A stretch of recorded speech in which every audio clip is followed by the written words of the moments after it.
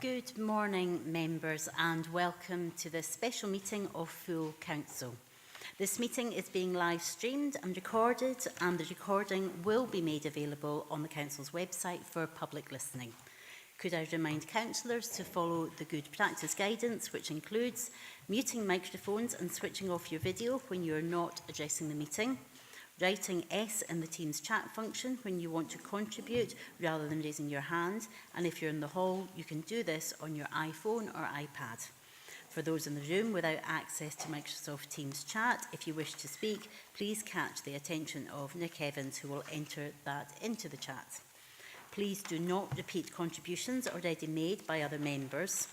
No material should be posted in the chat function if it is intended as part of the discussion.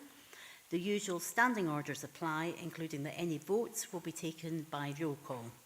If any member has to leave the meeting, please either leave the Teams meeting for that period or write leave in the Teams chat function and then join when you rejoin the meeting so we can keep track of whether the meeting is quorate. All members should speak clearly and directly into the microphone when making contributions, and when referring to reports, please provide reference to the relevant page and paragraph to allow everyone to follow. Members may notice that when calling members to speak, I will refer to them formally using their title, for example, Councillor Smith, so it is clear who is a councillor and who, by process of elimination, is an officer. I'd like to briefly advise members of a step I am putting in place when considering motions and amendments which are substantive, which will make proceedings easier to manage and clear for everybody, including the public. When a motion or an amendment is moved, of which prior notice has not been given, and where it is substantive or significant, I will call a recess so that I may seek governance advice on competency. This is good practice in governance term, and it will also provide for governance to be able to collate and circulate the terms of said motion or amendment to members in order that they have opportunity to properly review it.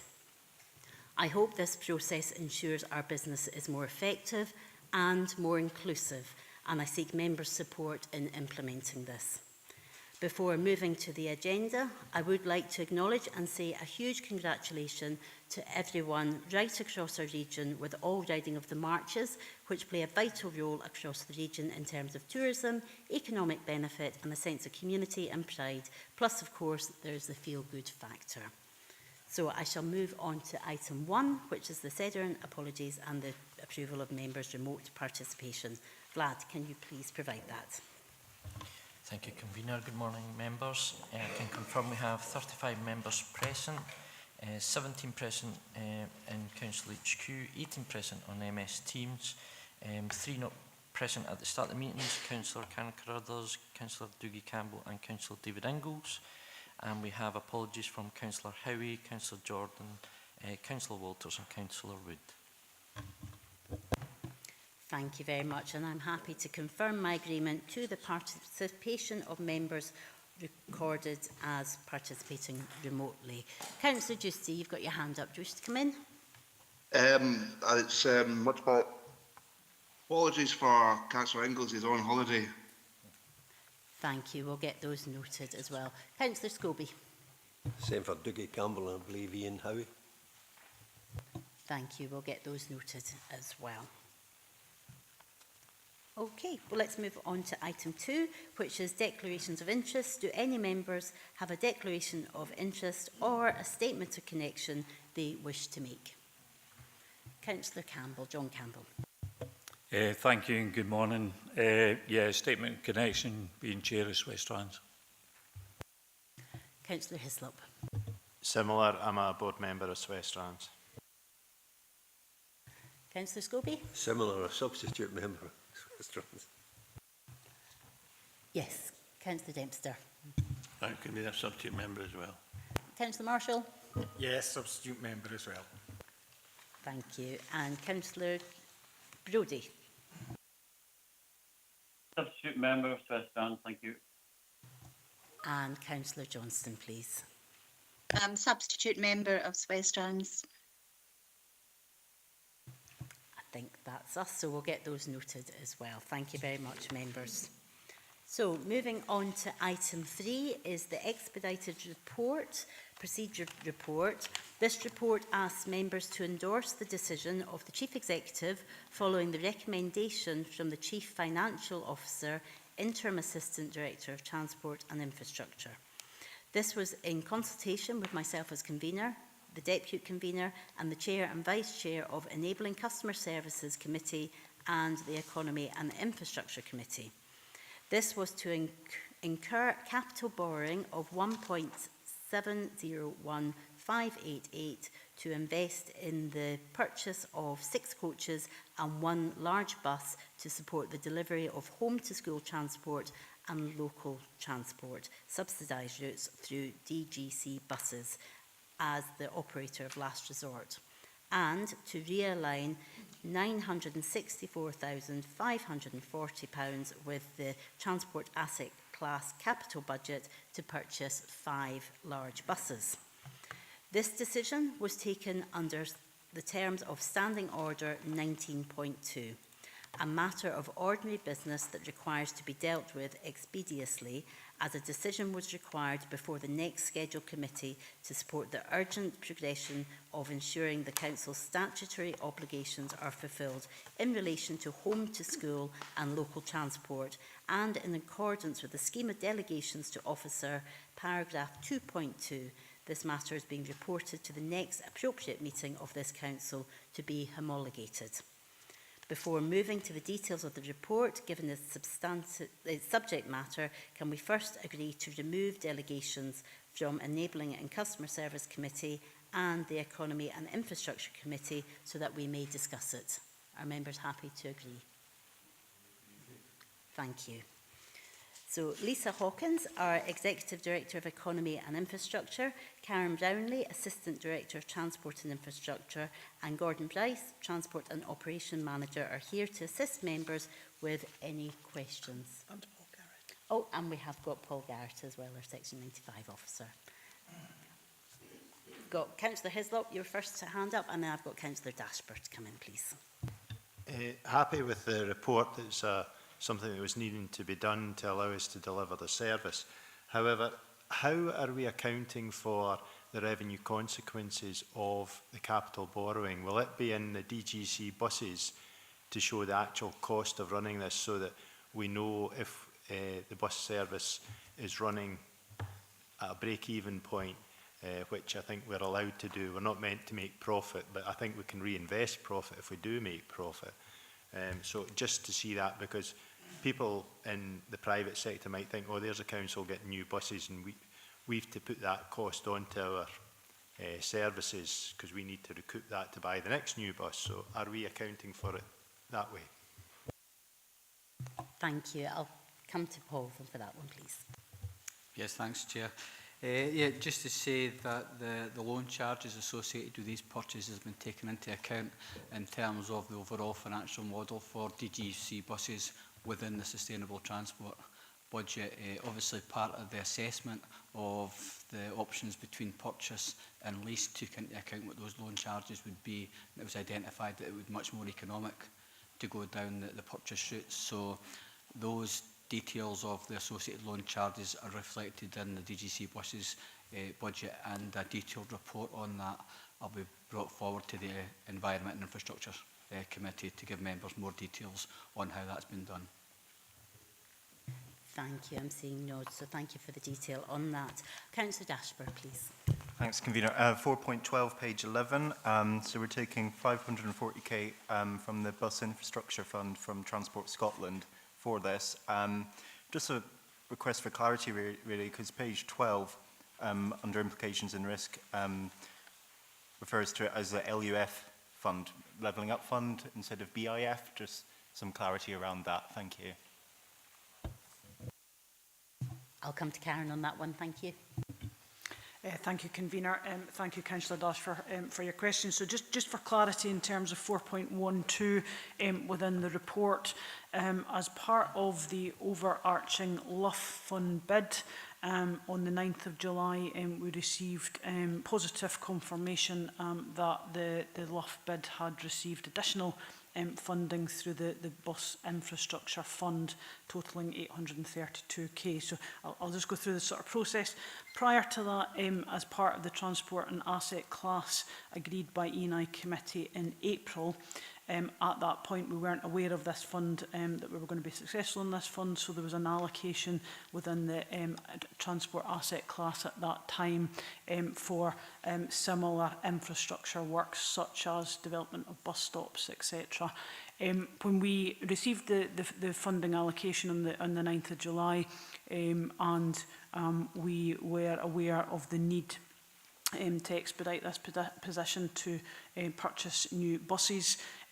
Officers looked at the options available, and that LUF bid, LUF monies through the Tier 1 Bus Infrastructure Fund could be utilised for similar from the transport asset class. So therefore, we're in essence swapping some of that funding in to provide, I guess, funding available to purchase the buses. I hope that makes sense. Thank you. Thank you, Karen. I've got Councillor Dorward, then I'll come to Councillor Wilson and Councillor Scobie. But Councillor Dorward, please. Good morning, members. Thank you, Convener, and thank you for the report.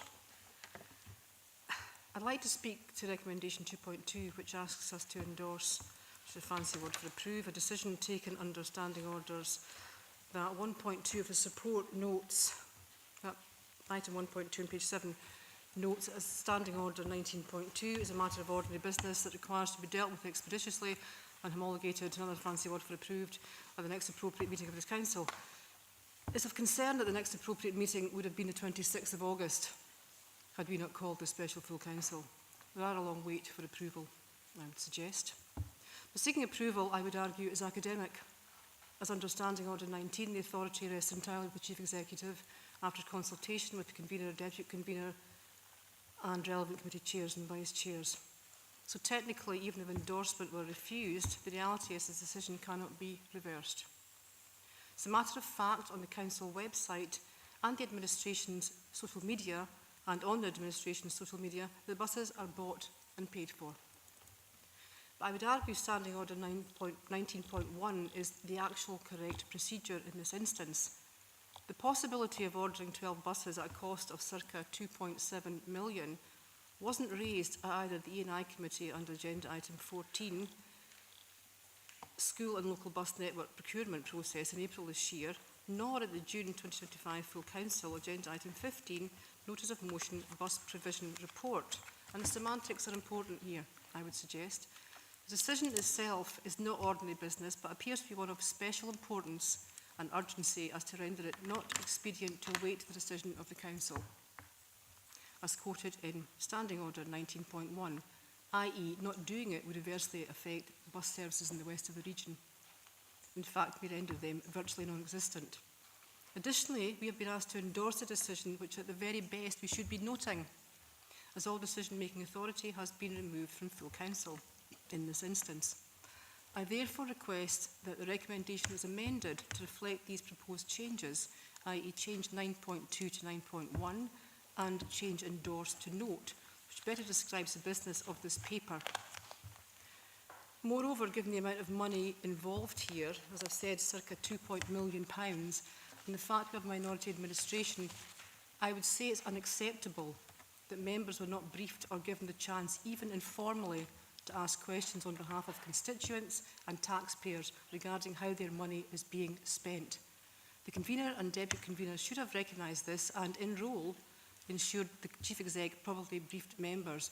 They, after all, this is the Convener and Deputy Convener, after all, provide strategic, political and cultural leadership for this Council. Finally, I do not know how long the procurement process takes for the purchase of new buses. From the pictures uploaded to the Dumfries and Galloway Council website, these brand new buses from Alexander Dennis, I think it's Alexander Dennis anyway, and thank goodness it's a Scottish manufacturer, have been in place, that's the two I saw anyway from the Scottish manufacturer, have been in place since the 7th of August in the west of the region. I'm assuming they have been ordered from existing stock as opposed to manufactured from new, but they would have been, in either case, time enough to brief members. I'm thinking it's longer than a week or two, but if it's not, it's amazing how quickly things can be achieved when the will is there and there are very few councillors to consult. I note too from this website that fares on DGC buses have been frozen. I would ask when this was agreed and by whom, and does this affect fares on commercial routes, like, for example, is the west of the region now being subsidised by the centre and the east? Not exactly the best possible bus network for the region, as quoted by the Leader of the Council, more akin to a decline in service provision. Thank you. Thank you, Councillor Dorward. I think in terms of the comments from endorsed to note, I think there's no issue with changing that. Certainly, unless anybody else wants to stick with endorsed, so that's absolutely fine. In terms of the comments from myself as convener, and I won't speak on behalf of the deputy convener, but certainly there was a request that all members would be updated as soon as possible, and that was taken forward by officers. In terms of the response to some of the technical points, the reference to 19.1 and 19.2, they aren't specifically mentioned in the recommendations, but they are mentioned within the report. But I won't speak to that because it's a sort of more a governance point of view. But I don't know if I maybe come to the Chief Executive as a first point and then bring in officers as appropriate to respond to some of your other comments. Thank you. Thank you.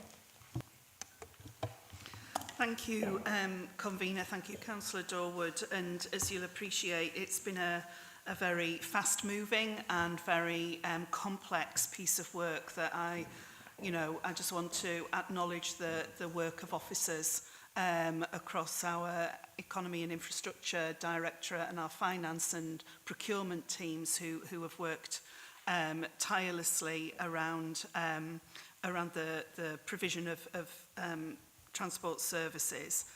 And in terms of the briefing for members and the use of the expedited procedure, I'll ask the monitoring officer to comment on the provisions within standing orders.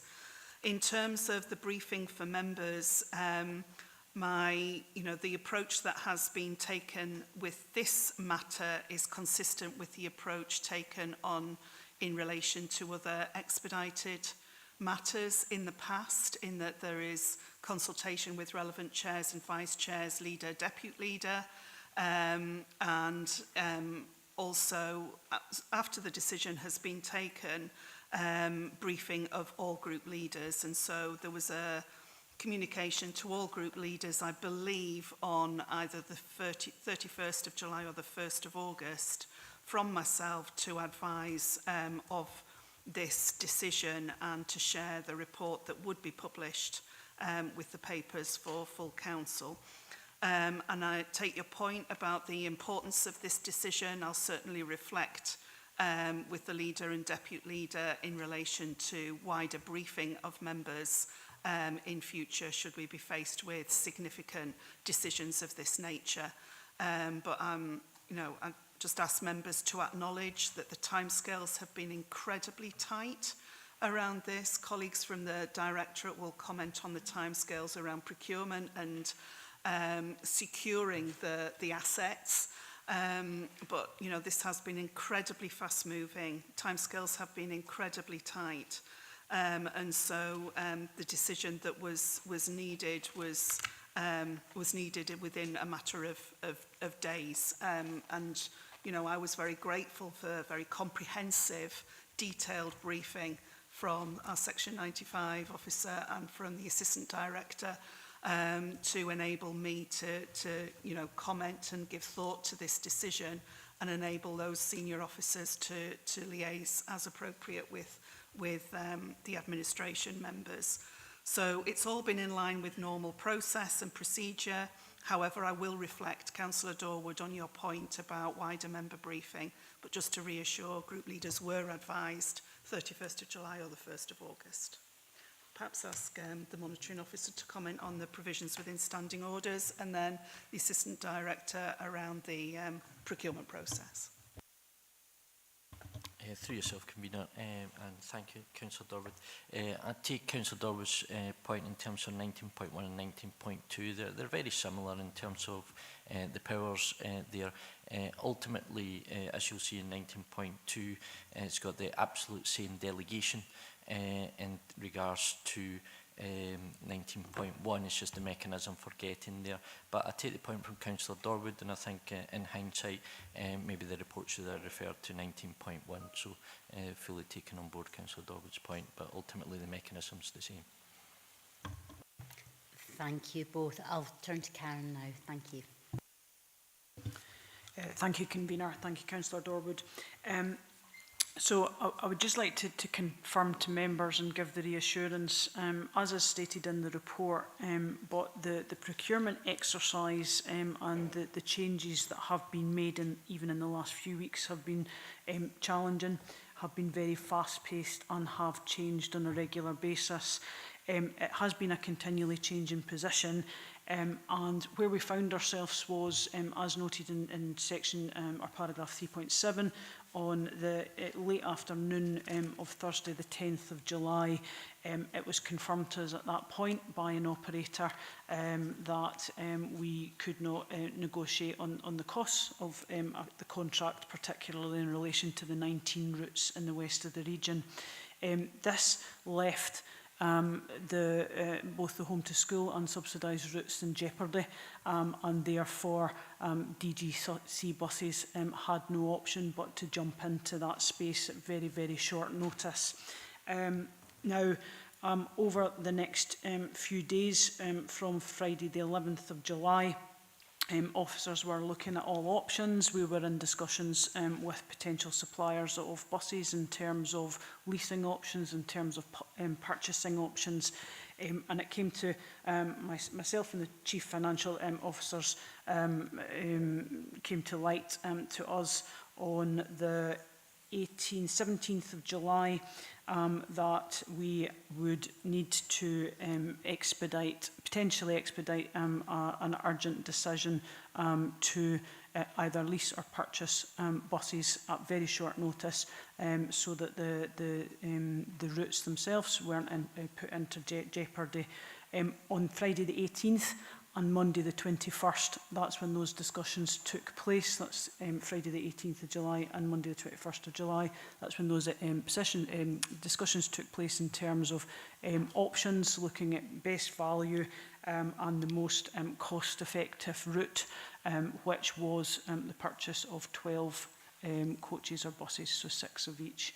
At that point, discussions took place on Monday the 21st at very short notice with the convener, deputy convener, chairs and vice chairs of both committees, and then with the chief exec as well, to make that expedited decision.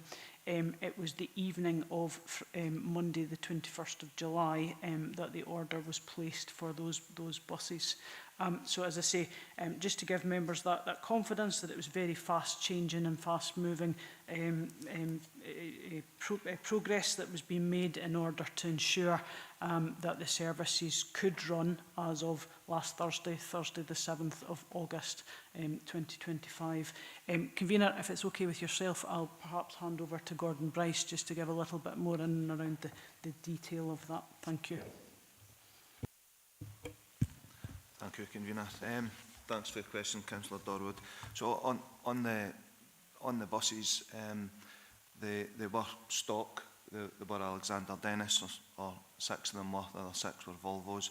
We were nothing short of lucky in the 3 weeks that we had to put them in place, that they were in stock and that the manufacturer could move quick enough to get them online and delivered in time for us, which came right to the final 3 or 4 days. So without that wee bit of luck, there absolutely wouldn't have been a network in the west of the region. And as Karen sort of touched on, from the last operator in the west surrendering or announcing that they were surrendering their old licence, we had just over 3 weeks to get everything in place. So it certainly wasn't an order process through build or through normal procurement, and there was no other way. Thank you all. I'll maybe just turn to Councillor Dorwood just to see if there's any comments that you wanted to make back, or if that answers your questions that you had. Thank you, Convener. No, I appreciate the openness and candidness of the answers, and perhaps if that had been in the report, I wouldn't have asked the questions in the first place, but I appreciate that. Thank you. Thank you, and just to put on record my thanks for the amount of work to get this. It was an exceedingly complex situation that we have managed to find a really positive outcome. But I have got Councillor Wilson, Councillor Scobie, Councillor Gustie and Councillor Dryber on my list. So Councillor Wilson, I'll come to you next, please. Thank you, Convener. And we totally appreciate that it has been fast moving, and we do thank the officers for all the work they have done on this. And I won't repeat what Councillor Dorward said, but I do think, given that this decision was a very significant action with all the ongoing discussions of the future of the bus services, it was unacceptable that members were not urgently briefed. And I did, as a group leader, get an email with a briefing on the 31st of July, but as Karen's already said, the decision was made 10 days prior to that coming through. So some of my questions have already been answered, but I'm just wondering why the purchase of 12. The constant message has been that the council couldn't step in to run other services due to the lack of capacity, and I'm just thinking with the purchase of 12, that means that the capacity is surely been chosen by the number of buses that have been agreed, and I'm just wondering if there's any consideration to maybe buy more buses to enable more services to be delivered. And just with regards to the business case, I'm just wondering what the projected income for fares is going forward, and what the figure is for associated service costs over the 14 years repayment period. And I do have some additional recommendations, but I'm not sure if you'd rather me just send them to you first. You'd obviously touched upon that at the start of the meeting. Thanks. Thank you, Councillor Wilson. So I'm conscious that we're being asked to endorse the decision, and there's lots of questions on the potential for future bus provision rather than the report. Appreciate you did have a comment there, a question about the repayment, which I'll maybe come to Paul to respond to. As I said at the start of the meeting, where there is a significant change, a motion or amendment, yes, if that can be emailed, and what I'll do is I'll call a recess so we can then look at that. As I say, that is much more about making sure business goes through properly and inclusively, so we can actually all have sight of that and going forward, just to make it easier for members of the public as well. So I will maybe just turn to Paul first of all, just to respond to your question on the repayment, if that's okay, Paul. Thank you. Yep, just to say the value of the loan charges repayment, covering both the repayment of principal and the associated interest costs, is £27,000 per annum over 14 years for the coaches, and just slightly less than that, £26,000 per annum over a 10-year period for the large buses. Those costs have been fully taken into account in terms of the overall budget available for DGC buses, as referred to at paragraph 4.15 of the report. With Gordon and Karen and with the finance procurement team, we will bring forward details of the budget in relation to DGC buses, the expanded DGC buses operation, to an upcoming meeting of the E&I committee. It hasn't been possible to reflect that in this paper today, because the focus really has been on the provision of the service during the recent period, but that information in terms of the assessment of affordability has been taken into account, and we'll bring forward further details on that to that upcoming report. Thank you, Paul. Councillor Wilson, were you wanting to come back at that point, or do you want to just forward the motion that you might have, and at which point, once I've taken all the speakers, I'll call for a recess so that can then be looked at? Yeah, happy to just send them the additional recommendations over. It was just on the number of buses. I just wondered if that question could be answered. Why we came to 12. Thank you. I'll maybe turn to Karen or Gordon. Gordon, please. Thank you, Convener, and thank you for the question, Councillor. So the number of buses was based on ongoing negotiations, first of all.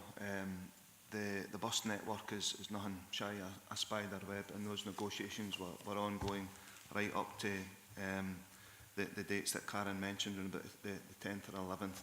So those negotiations were based on about the capacity of DGC buses and the capacity of the other operators in the network, which in the background we're also looking to the Traffic Commissioner for additional licences to increase their capacity, which balanced out the routes that DGC buses would eventually take on. That number fell at 19 routes off the top of my head, which is split between school transport and service provision, and the amount of buses that was required was 6 on service provision and 6 coaches for the school bus transport side of stuff. Hopefully that answers your question, Councillor Dawson. Thank you, Gordon. Councillor Wilson, was No, there just- further final points? No, that was it. Thank you. Just to say thank you for that. So, and obviously we did put the motion in June regarding the buses. So it is obviously the way we're looking to go anyway. Thank you. Thank you. Councillor Scobie, I've got you next, please.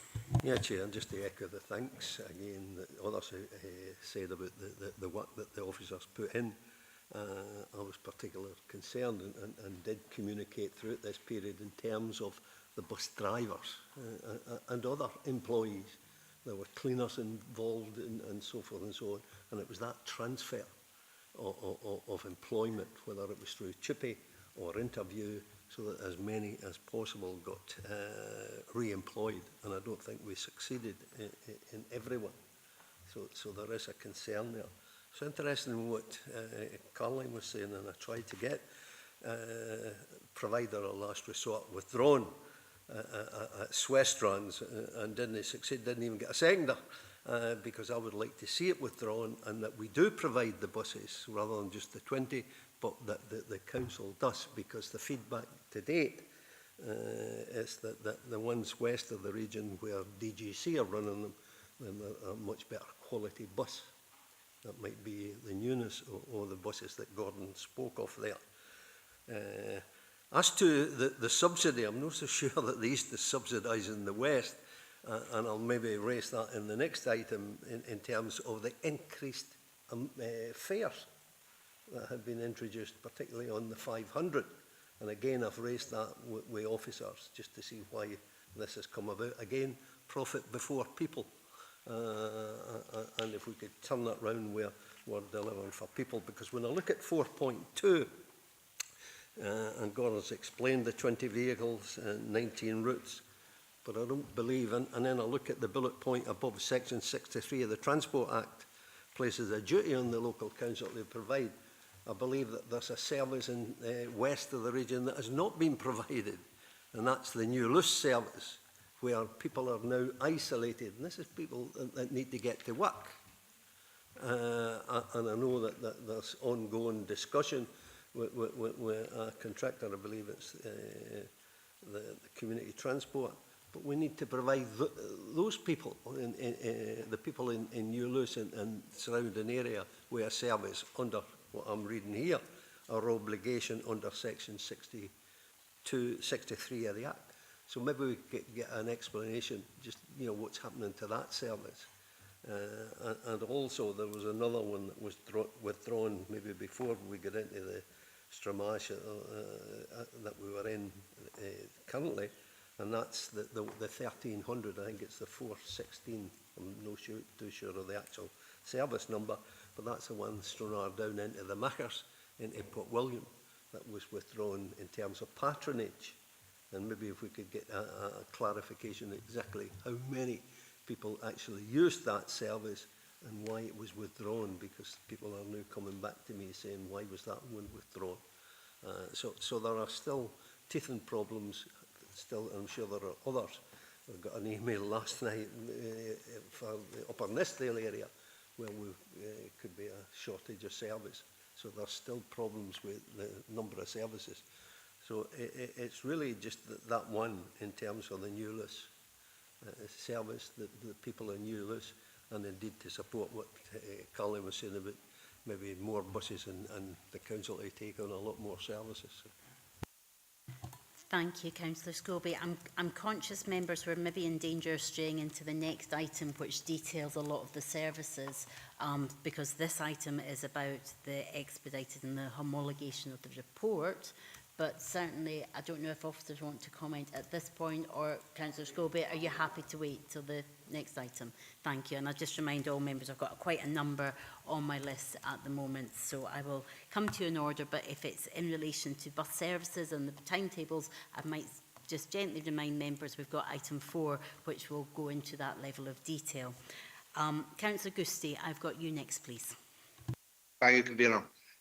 Did officers in the administration investigate electric buses, electric minibuses in particular, provision for some rural routes, especially considering this council's commitment to the climate emergency?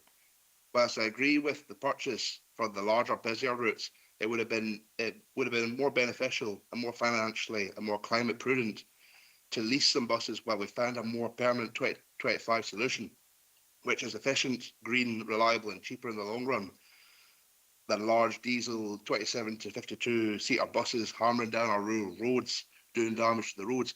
Did the administration, did the officers look at this idea of smaller, greener buses, electric buses for our rural roads? Thank you, Councillor Gusty. I'll come to Gordon on that one, please. Thank you, Convener. Thank you for your question, Councillor Gusty. So the first point would be that we looked at the option for leasing short-term vehicles, and it was deemed not financially viable as a stopgap to procuring something else, whether it be diesel or electric. The initial problem with procuring electric vehicles is that they're not readily available. The vehicles that we procured they were in stock. There's also a shortage of infrastructure, which is required within the depots and at strategic points across the network to allow for the buses to be charged. We are investing through the Levelling Up Fund, and there has been 9 fully electric buses ordered for March 26. That gives us time to plan that. We've done some route analysis already to identify what routes those buses can operate on. It also gives us a few months to get some infrastructure in place through the transport hubs and within our depots as well. Also on top of that, we're working with 2 operators who are looking to take on some electric buses as well, but require a bit of support for the infrastructure. Thank you. Thank you. Hopefully that answers your question, Councillor Gusty. Yes? I'll take silence as... Sort of. Thank you. Councillor Driver, I've got you next, please.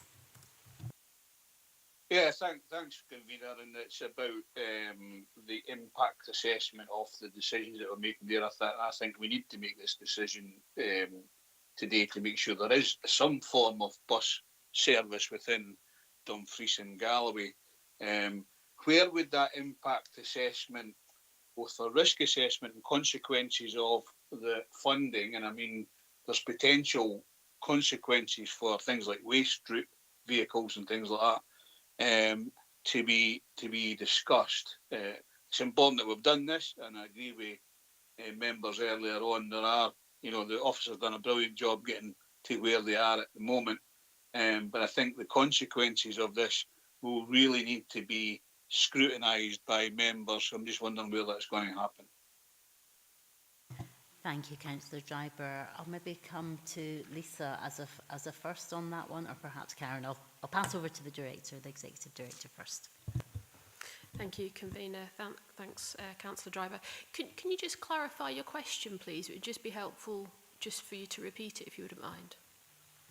Yeah, well, in the Equality and Diversity Impact Assessment, you're saying it's going to come back to a future, because you never had the time basically to do an impact assessment, the consequences of which may have an effect on other departments or other vehicles within the council. So I'm just wondering where that's going to come back to.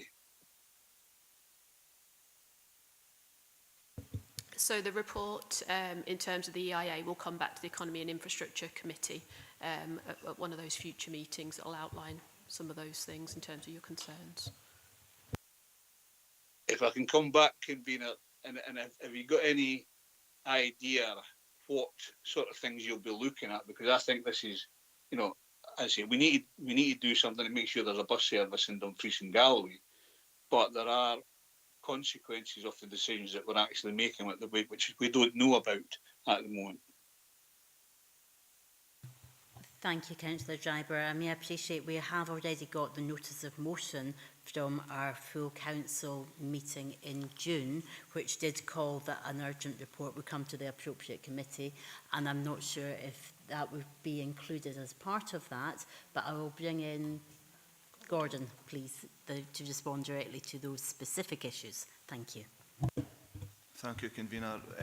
Councillor Driver, are you meaning the effect that it has on other vehicles that we're purchasing with those funds? No, you've taken some funding from the bus 400,000, but you've also got issues with the waste transport at the moment, and that will require some funding as well.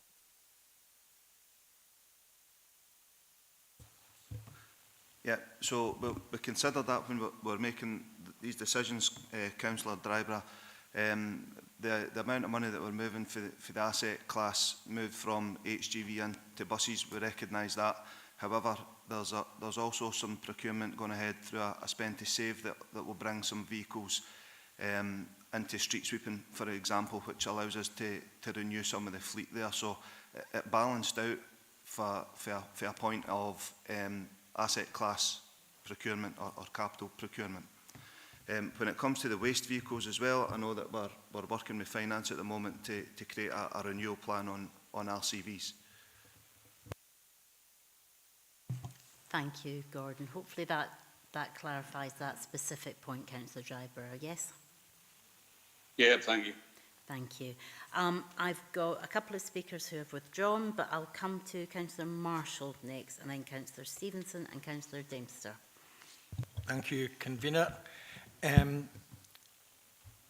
hear that the comments that have been made about this have been a fast-moving issue, and I totally respect that. I think, as councillors, we recognise this is the second year in a row when we've had a homologated decision on buses come to the council during the recess. Now, I know during recess there's normally not any scheduled service committees. We have, this is the second one that's been called by members, special full council meetings. I'm just wondering that, although it was fast-paced, we knew back in June, probably early June, that we were going to have problems. I think we were relying on a lot of the commercial routes coming from an outside operator. So obviously behind the scenes, you would be working up scenarios, etc. And I'm just wondering, if it had been out with the recess, it probably would have went to the appropriate committee in time. But I still think that there was enough time when you were looking at options that the council itself could have called a special meeting, because this issue has dominated the region over the last 2 months. And I do think that it would have been better if we could have considered that. I do appreciate the times, and I think Karen's outlined how fast it was when it came to actually ordering the buses. But I do think we knew before then that there was going to be some problems, and even to run those scenarios past members, rather than just go through and I respect that, and we got information, but I would have preferred to actually have seen all those options and had a say in it, and I think most members, because every member is affected by it. In relation to DGC buses, I think that now takes us up to a fleet of 73. So I think it would be helpful that, I know we still have the 5 depots. I remember back in 2021, and I'll be alluding to quite a lot of that in the next paper, that there was potential capacity issues there. And I know it's really, I just would like a breakdown of the buses, where they're stored, how many are leased out to some of the local bus operators. So it's really just a little bit more information on that. But can we accommodate the fleet as it stands now that it's doubled since 2021? Thank you, Councillor Marshall. So I think the first part of your question there was more a comment, and I think the Chief Executive has already addressed that, but I'll put that back to officers in terms of the timing and reflecting on the process. So I will just leave that one just now. In terms of your second point, can I just seek clarity? Are you looking for comments on the capacity of the new buses or the entire fleet? Because I appreciate, again, we do have the item of the whole bus network on this next item, and we're looking at the homologated decision just now. So is it on reference to the new buses that have been purchased?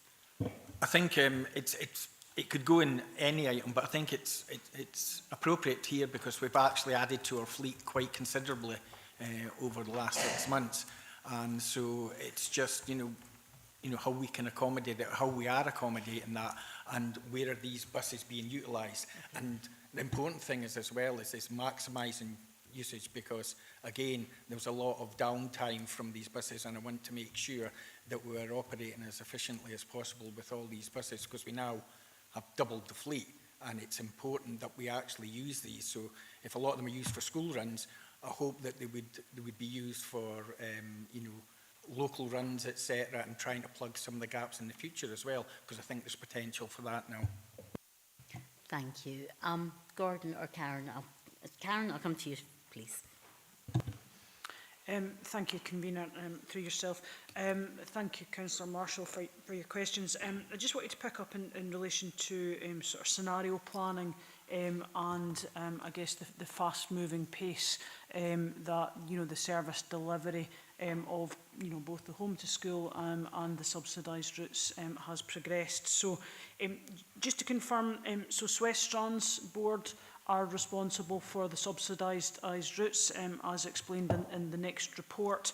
There was sessions completed with the board members in terms of scenario planning and what how that may I guess play out as we progress through the procurement process. So that scenario planning did happen between officers and the West Strands Board. What I would like to give members the confidence of is we, i.e. DGC buses, in conjunction with West Strands, were prepared to take on it was 9 or 10 routes in the west of the region. What we weren't prepared for was an operator in the west of the region after confirming the procurement and the contract agreement, that contractor confirming that they were going to surrender their licence. Now that only happened on the 26th of June. Members will be aware and remember after full council you received an email from us in relation to that. So just to provide members with that confidence, it was very fast-paced, it was very short notice, and that's why we found ourselves in the position of moving very quickly towards options for delivering and ensuring that the subsidised routes and the home to school routes were delivered from the 7th of August, which was last week. So just wanted to provide that background in relation to the sort of scenario planning in relation to that. In terms of the buses, as it says in the next report, in fact both reports, DGC buses now has a fleet of 77 buses, which makes that one of the largest in Scotland. I'll maybe hand over to Gordon just to explain, I guess, the information in and around that in terms of capacity usage within depots, etc., if that would be okay. Thank you, Convener. Thank you, Gordon. Thank you, Convener. Thank you for the question, Councillor Marshall. So, to operate the services that we're now, the additional services that we're now delivering, we've got buses coming out of Cargan Tower, which there's plenty of capacity there. We're using some of the fleet that already existed within Dumfries to do that. As part of the process taking on the runs, as everybody knows, there was TUPE involved, which also involved the depot at Whithorn, which the council already owned but we leased to Stagecoach. So we've taken that back in. It's absolutely essential for operating the buses down the Machars. There'll be vehicles operating for Culhorn depot, and to make space in the depot and a bit of capacity for staff and welfare in there, we have moved some of the refuse collection vehicles to the Zero Waste Park in Stranraer. We made that an operating based on a licence a few months back, so that allowed us a bit of capacity within there. As far as efficiency goes, you're absolutely right. This operation that we've taken in-house will change how we operate as DGC buses. It's a different operation. It has different demands. We are moving far more travelling public than we ever did before. And already we've seen some efficiencies. For example, the 415 DGC buses operated a 415 out with the school term. The 415 timetable complements that or duplicates that, if you like. That's now been amalgamated into one timetable, and it'll be the same with school services. We've already identified some duplication across the school runs, 775 for Kirkcowan to Newton Stewart, for example. So we'll tease these out as time goes on. Part of that review was already planned as part of the service redesign, if you like, that we're also going through. So be assured that we'll do that, and we won't have vehicles idly sitting about. As Karen says, the Swiss Trans or the lease fleet that you referred to, we do have numbers now of what exactly is being leased to operators. I can't share that with you now because I don't know off the top of my head, but it's circa 20 vehicles, and we held back some vehicles that were out of life that will act as spare fleet for a year until the electric vehicles come online. Okay. Thank you.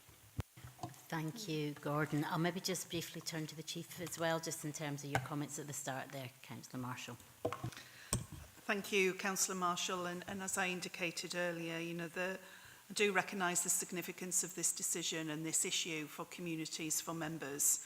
And as I indicated earlier, I'm more than happy to review the process around expedited procedures. We have provisions within standing orders under 19.1 and 19.2 for these very circumstances when, you know, we don't have forthcoming committees or full council where matters can be discussed, and, you know, recess is the prime example of when that can happen.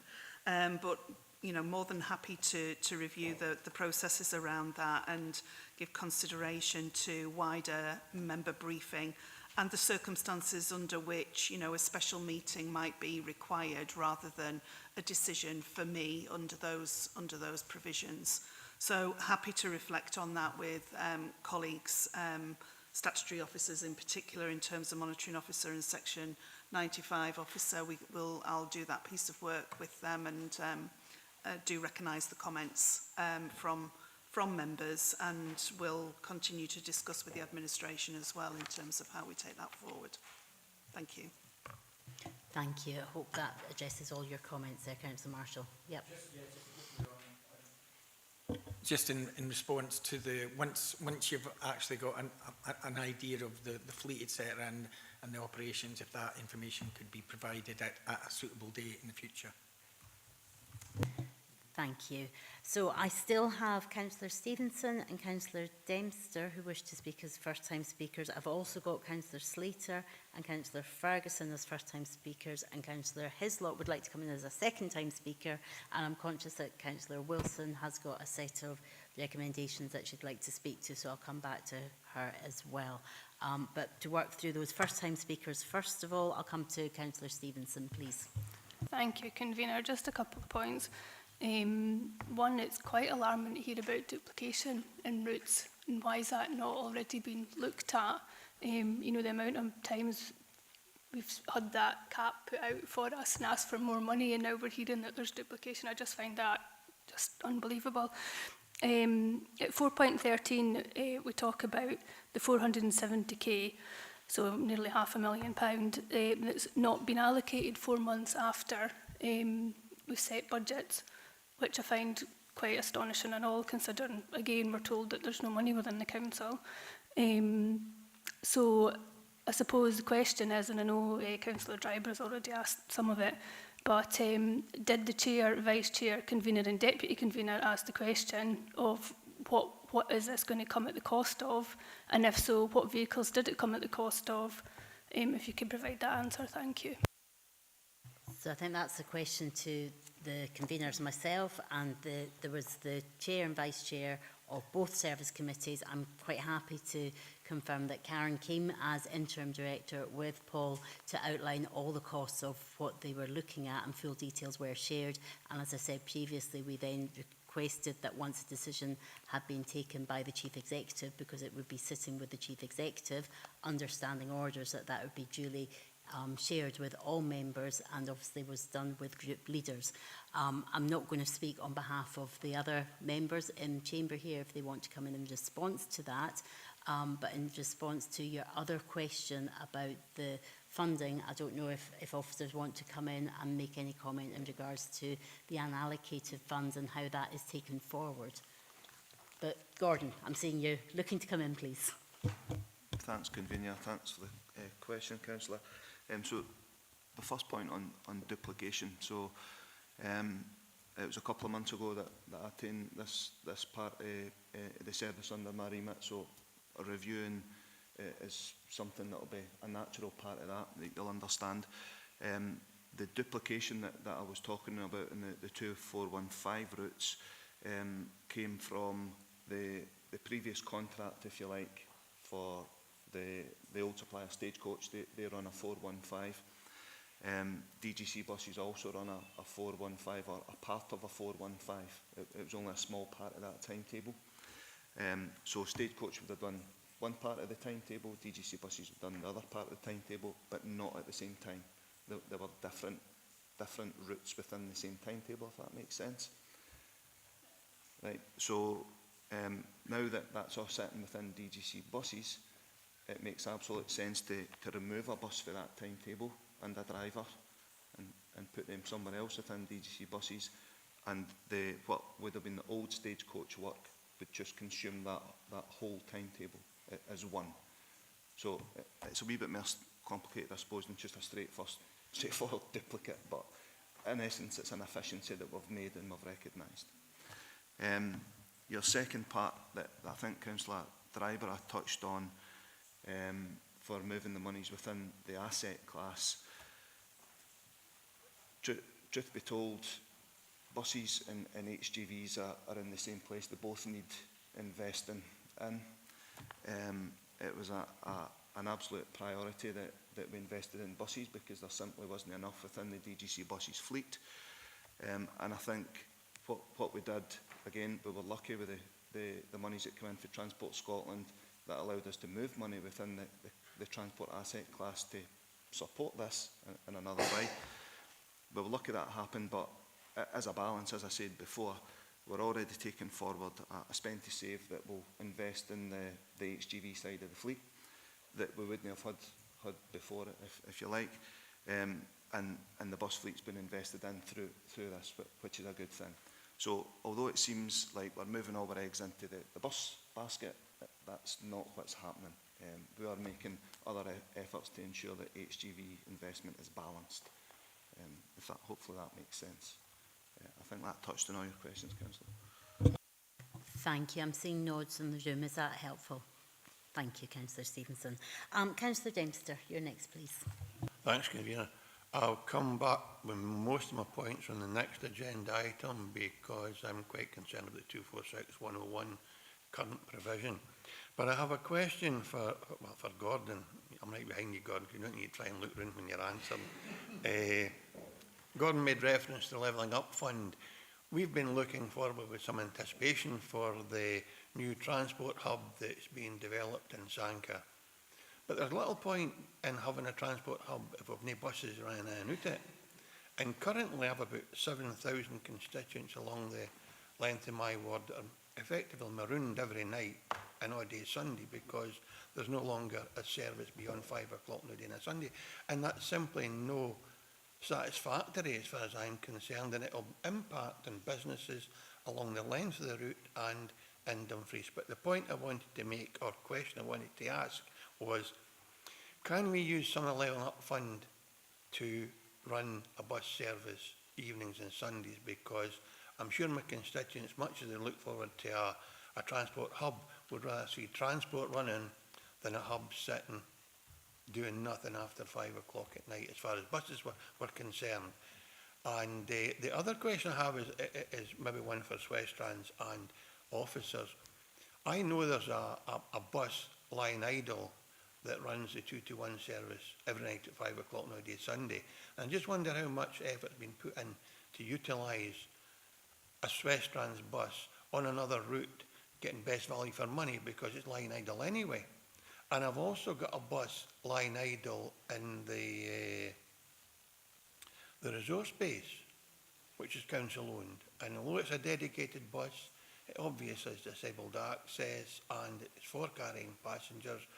I think we should be looking creatively at using the fleet we have to provide provision, especially in areas where it's been decimated, convener, and really we can't leave that situation as is.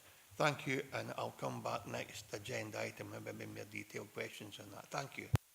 Thank you, Councillor Dempster. I appreciate, we are straying into different service provision. I'm not sure if we'll be able to respond, but I'll maybe turn to officers anyway. But there was a question there certainly about the funding, of which I hope we can definitely respond to. So I'll maybe turn to, is it yourself, Gordon? I'll come to you, please. Thank you, Convener. Thanks for your questions, Councillor.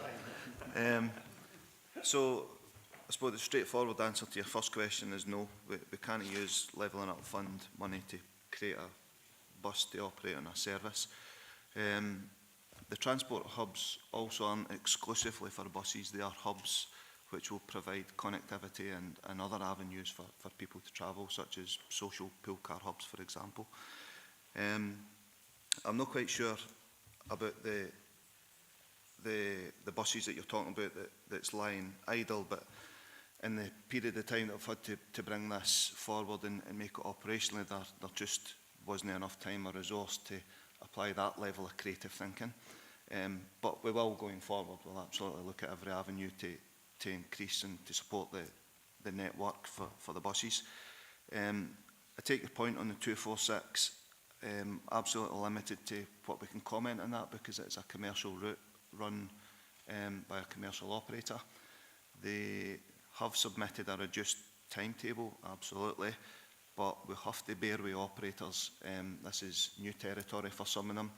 They've applied a huge amount of investment into their small businesses within the region, and they'll need a wee bit of bedding in time. So I think we need to bear with them, let them build capacity, let them get a bit of confidence in the new network and their new business, and yeah, allow them that time to grow. But what's there with the 246, albeit might not be perfect, it is something. So thank you.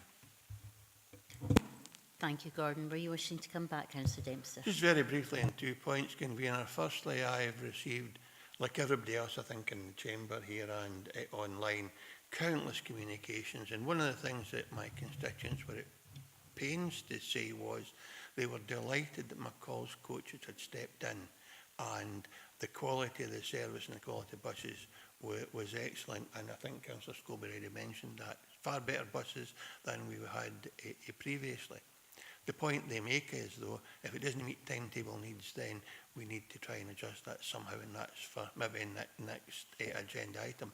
The one point I did want to make was, and there's a misconception here or a misrepresentation, one of my constituents did receive a response from Swestrans saying that it was a commercial run. The evening service was not. It was partially funded by Swestrans.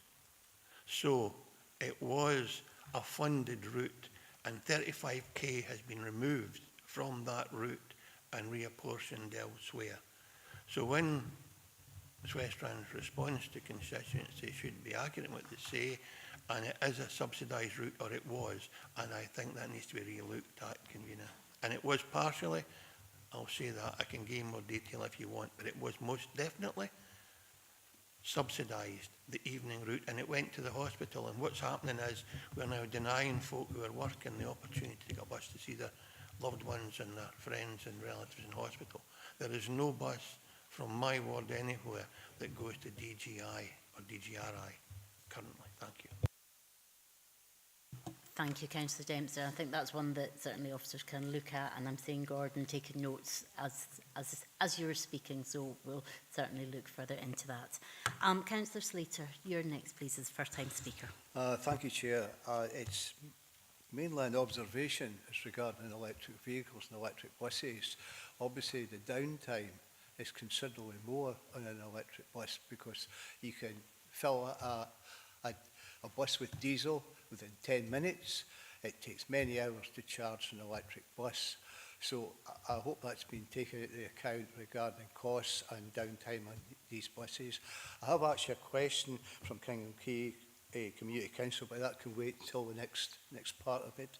So maybe if somebody could maybe answer some of those questions, because downtime, you're talking 6 to 8 hours to charge a car on a smaller charger.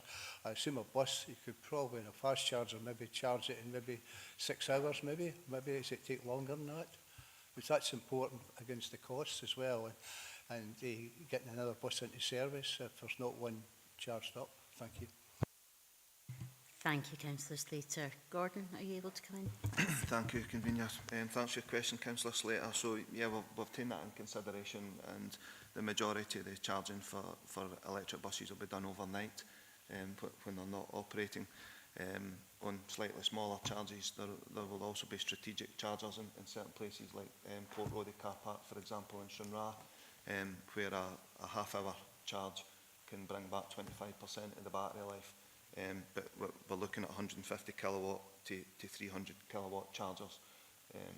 And the new style electric buses are covering up to 300 miles.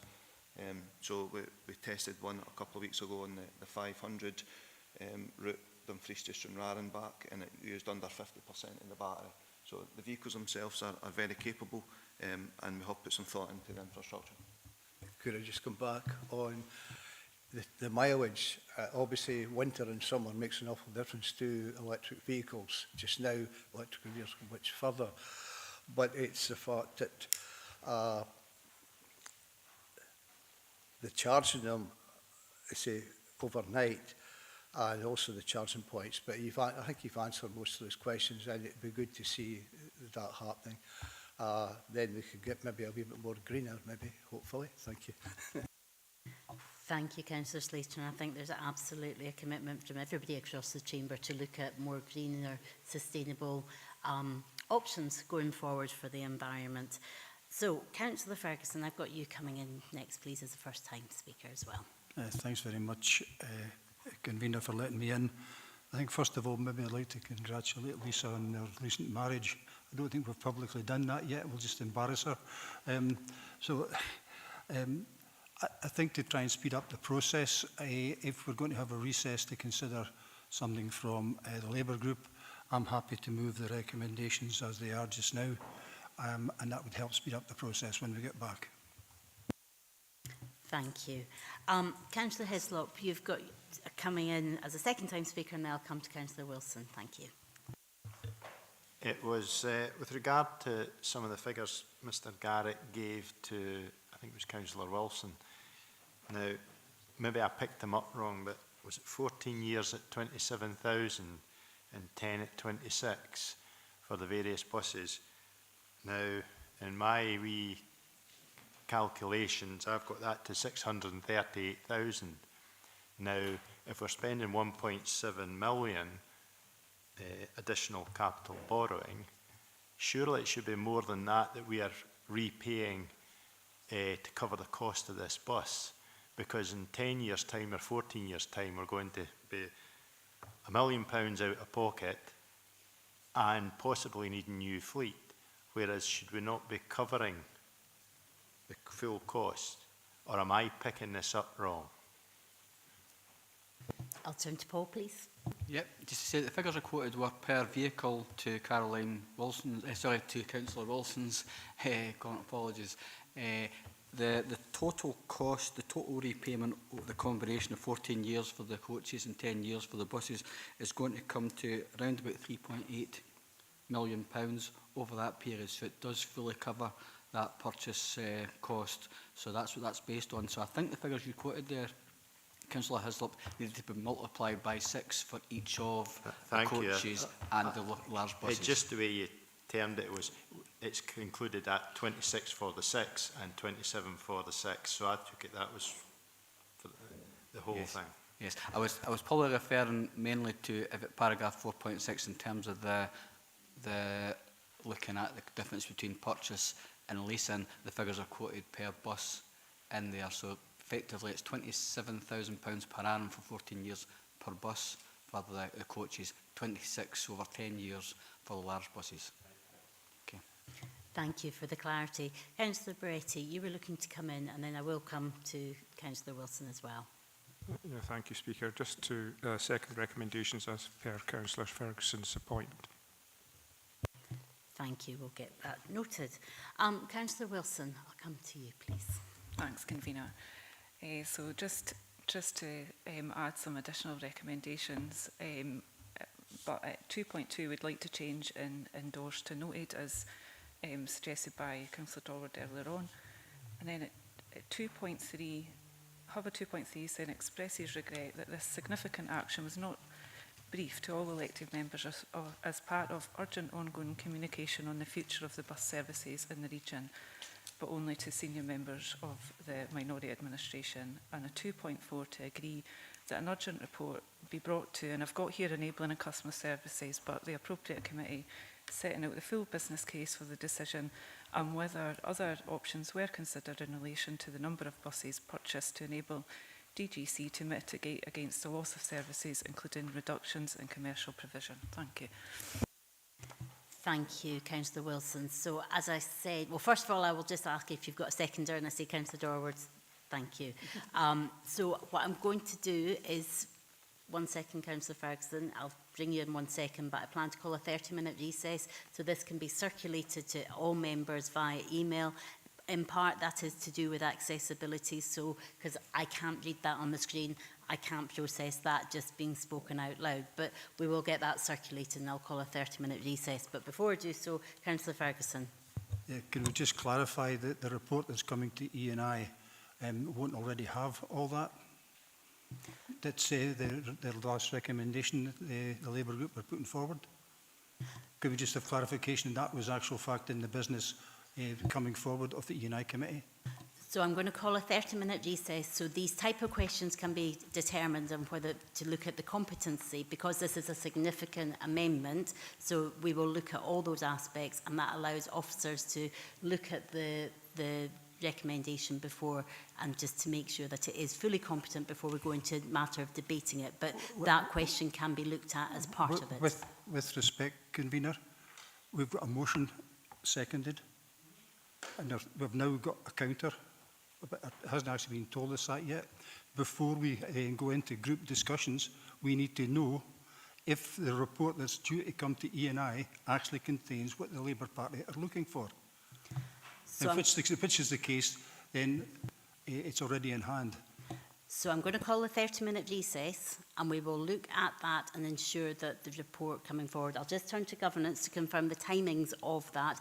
I've been advised that 30 minutes would allow a due time, because I'm so conscious that in the past we've called 10-minute recess and we've come back and then we've had another 10 minutes, and we just want to ensure that the decisions that we take here are open and transparent, and everybody has full sight of the amendments and the motions before them. So I'll maybe turn to Vlad just to seek governance advice before making the final decision. Thank you.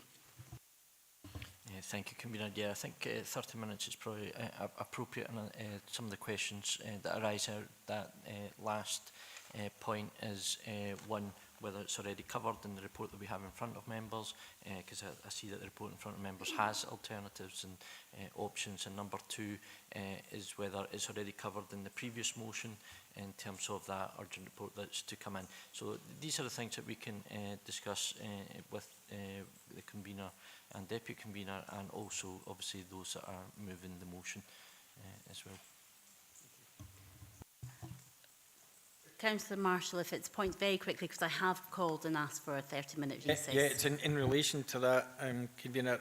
It's just the fact we have a motion and we have an amendment. I just wondered, for prudency, is it worth maybe asking if there's a counter amendment or any other suggestions in the hall? Yeah, if there's any other counter amendments and the leaders wishes to come in. Only to say that I think there seemed to be a will to accept that note rather than endorse would be acceptable for 2.2. In which case, I think that's already been moved and seconded, and there would be no need to vary that. So it's really the 2.3 and 2.4 that we can focus our discussions on. Would that be fair? In which case, we've agreed the first two recommendations, we're really talking about the next 2.3 and 2.4, if that's helpful. Thank you. So it's 1:45 just now. If we come back to the chamber at 1:15, and that allows for those additional recommendations to be shared with all members so they can have full sight of what it is that we're actually debating, because at present I don't even have that. Thank you.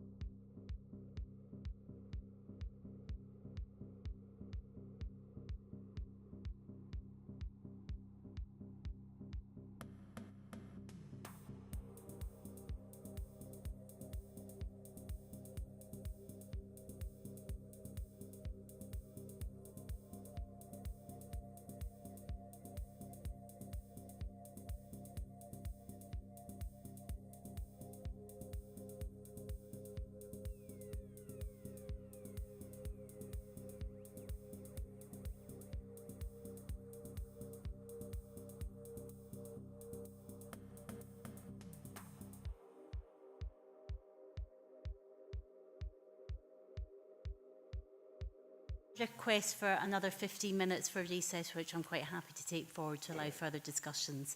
So if we can come back at past, thank you.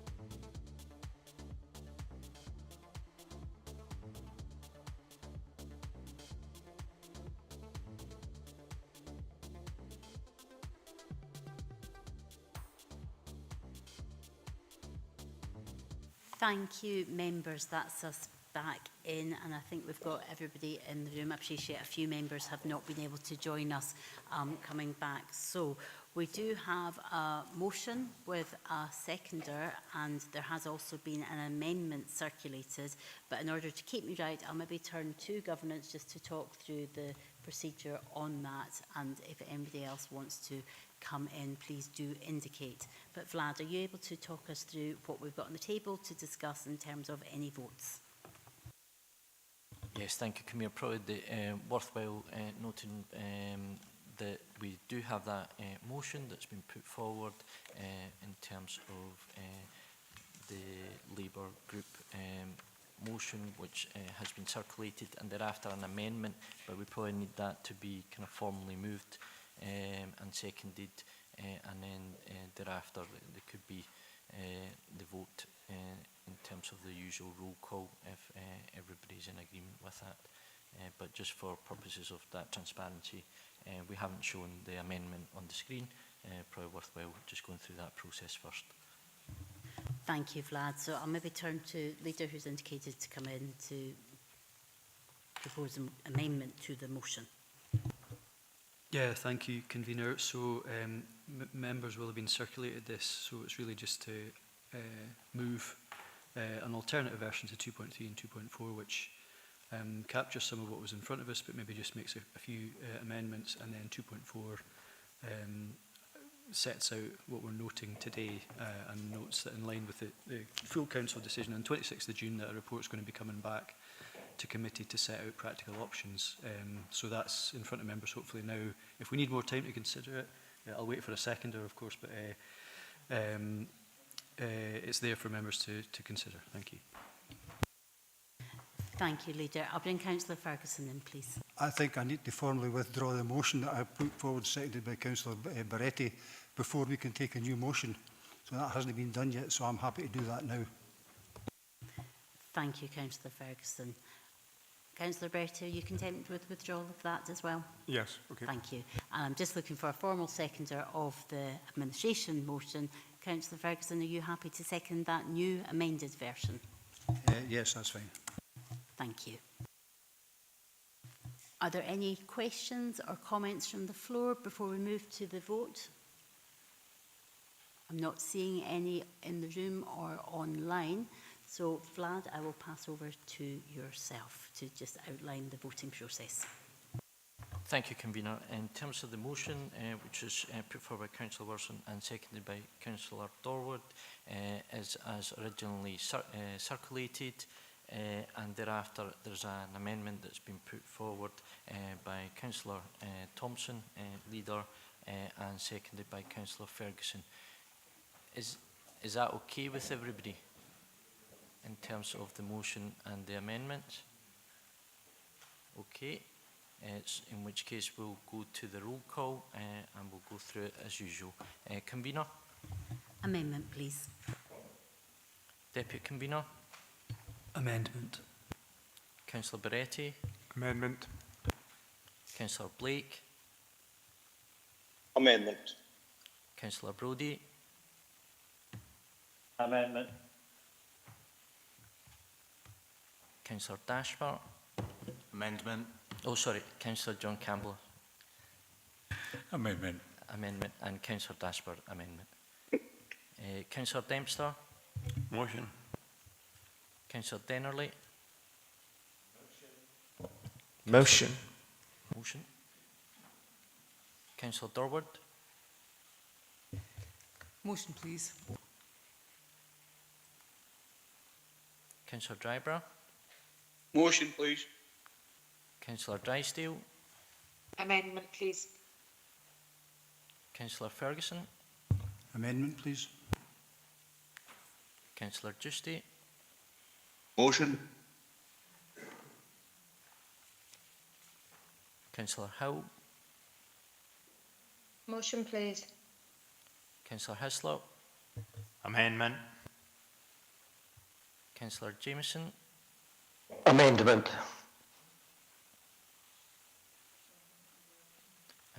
Yeah, Councillor Malcolm Johnson's left. Councillor Maureen Johnson? Amendment, please. Councillor Little. Amendment, please.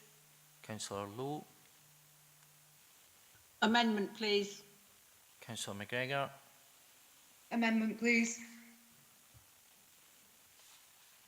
Councillor McCammon. Amendment. Councillor McFarlane. Amendment. Councillor Mayo. Motion. Councillor Marsh. Motion, please. Councillor Marshall. Amendment. Oh, sorry. Motion. Okay. Motion. Councillor Scobie. Yep. Okay. Councillor Slater. Motion. Councillor Stevenson. Motion, please. Councillor Stitt. Motion. Councillor Wilson. Motion, please. Councillor Young. Amendment. Okay. As members will note, the motion has 13 votes, the amendment has 18, and therefore the amendment is carried. Thank you, Vlad, and thank you, members. Moving on to item 4. This is the Standing Order 6.6 requisition for a special meeting of full council. On the 28th of July 2025, the Assistant Director of Governance and Human Resources, as proper officer, received a requisition in terms of Standing Order 6.6b to convene a special meeting of the Council for the purpose of discussing the decisions relating to bus service provisions across the region.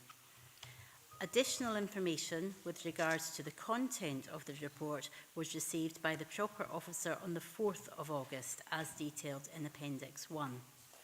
It should be highlighted that the delegations for the local bus network, as part of the Transport Act 2005, is the responsibility of the regional transport partner Swesttrans, which cannot be removed. Before moving to the details of the report, given the substantive matter, can we first agree to remove delegations from Economy and Infrastructure Committee so that we may discuss it? Thank you. I would also just add at this point, and I'll just get my form of words to make sure I've got this correct. So yes, due to the urgent nature of the Special Full Council falling within recess and the school holiday period, a number of staff members, including 2 key officers for Swesttrans and Transport, are not able to attend today's meeting in full.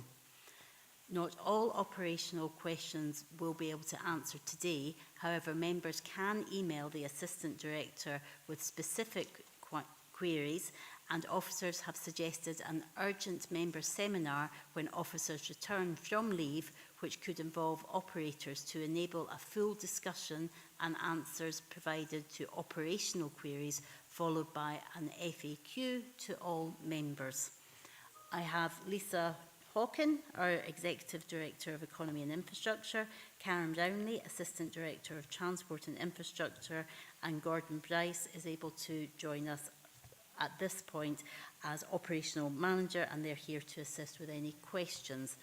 I'm very conscious that at least 2 members of Councillor McCammon and Councillor Drysdale withdrew their questions at the previous item, having made the comment that we were coming on to this point. So I just wanted to give them the opportunity to come in at first, and then I've got a number of speakers coming in. So Councillor McCammon and Drysdale, were you wishing to come in and speak? I do see Councillor McCammon's got her hand up as well.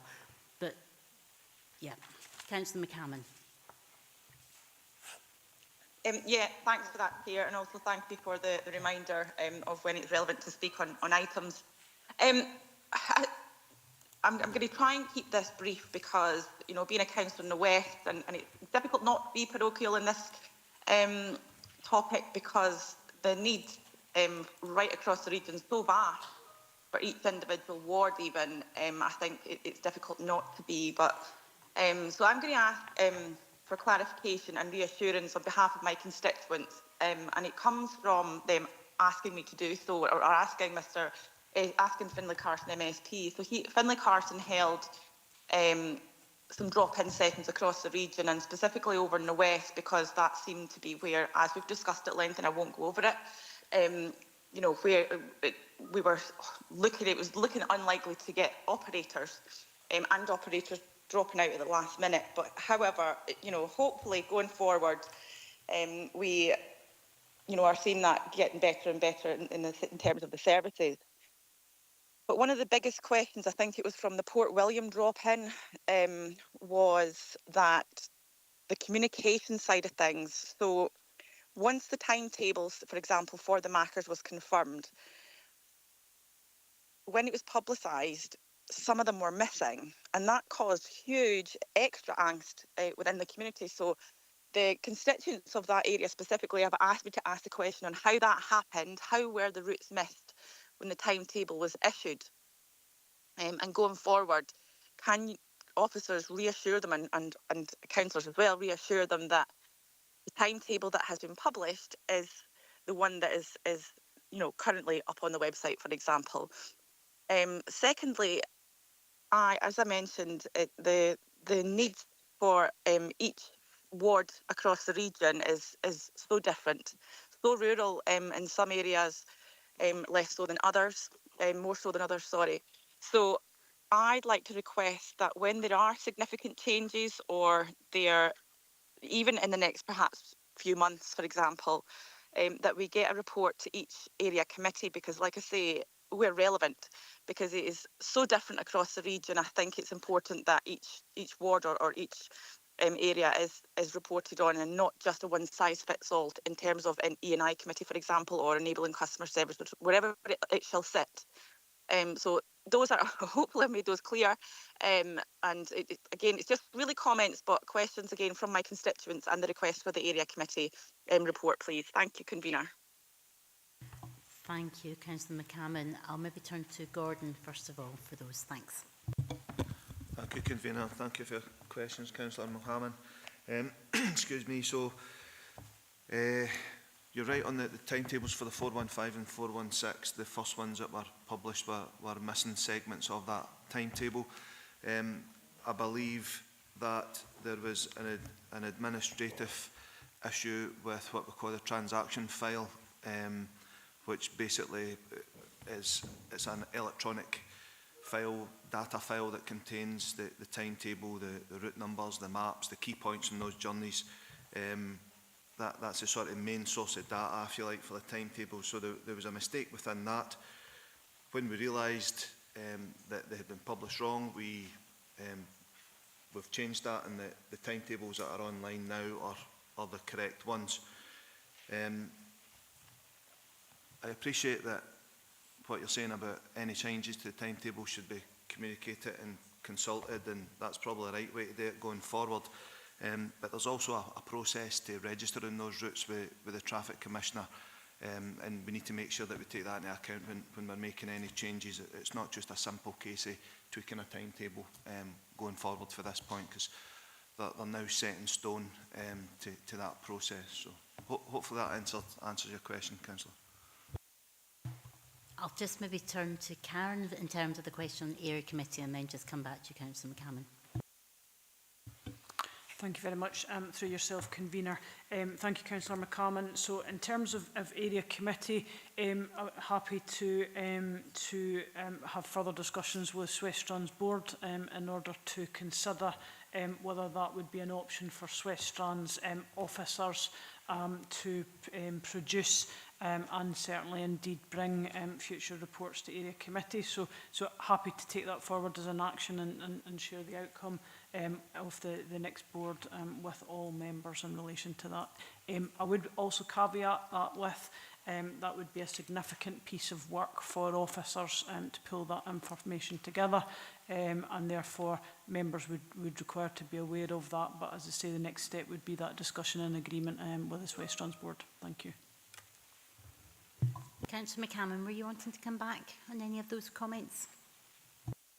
No, I completely understand both explanations, so thank you very much. I just had to highlight them. Thanks. Thank you. Councillor Drysdale, were you looking to come back? As I said, I think you have put your hand up there, but appreciate you withdrawing the last item. Thank you very much, Convener, and I hope everyone had a great summer. So thanks to officers McCalls and Houstons in particular over in the West for their hard work and dedication over the last few weeks, and also the prompt communications, particularly from one officer and also Councillor Campbell, who got back to me instantly every time I had to email about emergency changes in timetables and bus reductions. However, I've got 3 comments regarding service changes in the West, if it's possible. I'll be very quick. Convener, number 1, the 503, we definitely require an earlier service to get people to work in Dumfries on that service. I do understand that the buses often run or don't run because a lot of children are being moved about in cars in the morning, but that should not negate the requirements for people who do have jobs and need to work. The second point is the 502. Can we please ensure that the bus stops at the DGRI hospital, this has not been happening at Gareth Loaning, even though it's on the timetable, so that needs chased up, please. Very important that people can get to hospital appointments. And thirdly, the 512 CD Town Centre bus has been withdrawn due to lack of use. Now, I understand those reasons, but obviously, as we are all aware, in a past committee, residents were promised this service when the medical centre was actually relocated to out with the town centre. So I'm wondering, officers, if it's possible to look to expand the taxi card scheme for those who are perhaps disabled or infirm, because we definitely don't want to lose that service for those people that just simply cannot get to their appointments. So that's my comments on the bus service. And then lastly, I just wanted to draw your attention to part of this report 4.52, where we're looking at the Council's previously announced 3.4 million investment via the Levelling Up Fund, to which we are most grateful to the Government at Westminster for those monies. We are going to get 9 zero-emission electric buses and also some bus hubs, which is extremely exciting, and we're all looking forward to the improvements. I'm just wondering, officers, if we can have some sort of report, because it's gone quite quiet on that front, and obviously our communities are desperate to get that information, especially considering the state of some of our bus stops in particular at the moment, which just look horrendous and are in fact, to be quite honest, an embarrassment. So I'm hoping that this will really improve things. I know the officers have worked really hard, and I'm just hoping we can get a report perhaps to the relevant committee or this full council. Thanks, Convener. Thanks, officers. Thank you, Councillor. I'll turn to Karen or Gordon. I'll come to Gordon first. Thank you. Thank you, Convener. Thanks, Councillor Drysdale. So the 503, 502 and the 512, I've taken note of those points. We will go away and look at them. However, anything that's been cut or changed has been done so on a patronage stroke social score. These, like I said in the last question, these routes have been registered for the ones that are carrying on, and it's not a quick fix to change that, but we will continue to work with operators, and we will continue an ongoing review on timetables with operators. Your point on Luff, there will be a briefing that we can circulate with members to bring all members up to date with where we're at with the Levelling Up Fund. And I know that as we speak, there is a review on gathering the condition of all bus stops across the region. So that might not come straight away, but it's ongoing at the moment. I'll come to Karen as well. Is that helpful? Yep, thanks. Thank you, Convener, through yourself. Thank you, Councillor Drysdale, for your question. Just to add and complement what Gordon said there, just in terms of specifically the 512, so the Castle Douglas Town route. So just to give members that reassurance that through Swestron's officers, discussions are ongoing in relation to other options to provide services within local communities, and that is in relation to discussions with community transport, but we're also looking at the taxi card scheme as an option there. So just to complement what Gordon shared with you. And then secondly, just in relation to the Luff bid, so as well as what Gordon has shared, we will also be providing some information to E&I committee at the beginning of September as part of the capital investment report, and then we will provide members on a word-by-word basis through the communication and engagement plan going forward, just in terms of the next steps in relation to that. Thank you. Hopefully that answers all your comments, Councillor Drysdale. Yes? Very helpful. Thank you, Convener. Thanks, officers. Thank you. So I've got 11 members all looking to come in, so I would just gently remind members to keep succinct in their questions for officers. So I've got a number. I've got Councillor Wilson, Marsh, Hill, Dempster, Slater, Stitt, Dorward, Stevenson, Dennerley, Ferguson and Dryburgh all looking to come in. And we'll keep adding to that list. So, Councillor Wilson, you are first on my list, please. Thank you, Convener. I just wanted to outline my way to actually brought this requisition forward. So, but firstly, I would like to place on record the Labour Group's thanks to the Council and West Trans officers, and also crucially to the local operators who have worked to deliver alternative services in the extremely challenging circumstances we have faced. And I think I'm right in saying that even more communities would have been left without any service had local operators, particularly Houstons and McCalls, and our very own DGC buses not stepped in at short notice. I think you're all well aware that the Labour Group has long supported the need for a substantive council-run bus service. So the reason we've brought forward this requisition is that despite those efforts, we are left with a significantly poorer level of service, and I think that needs to be acknowledged. The public have been told in council press statements that this is business as usual, when I would say it really isn't. And they've been told by the council in West Strands that they have no obligations when it comes to commercial services, which is simply not true. There are clear legal duties which apply when commercial services are withdrawn. Sorry, I don't know why I'm reading that with my glasses on, I'm struggling.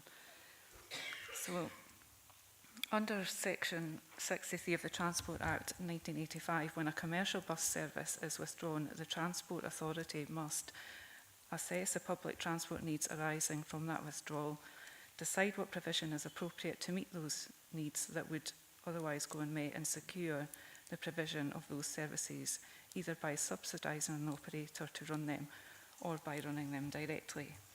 The Transport Scotland Act 2019 strengthened that power. It gave councils the legal right to run services themselves under PSV's operator's licence, run not-for-profit services under a Section 22 permit, or set up an arm's length municipal bus company.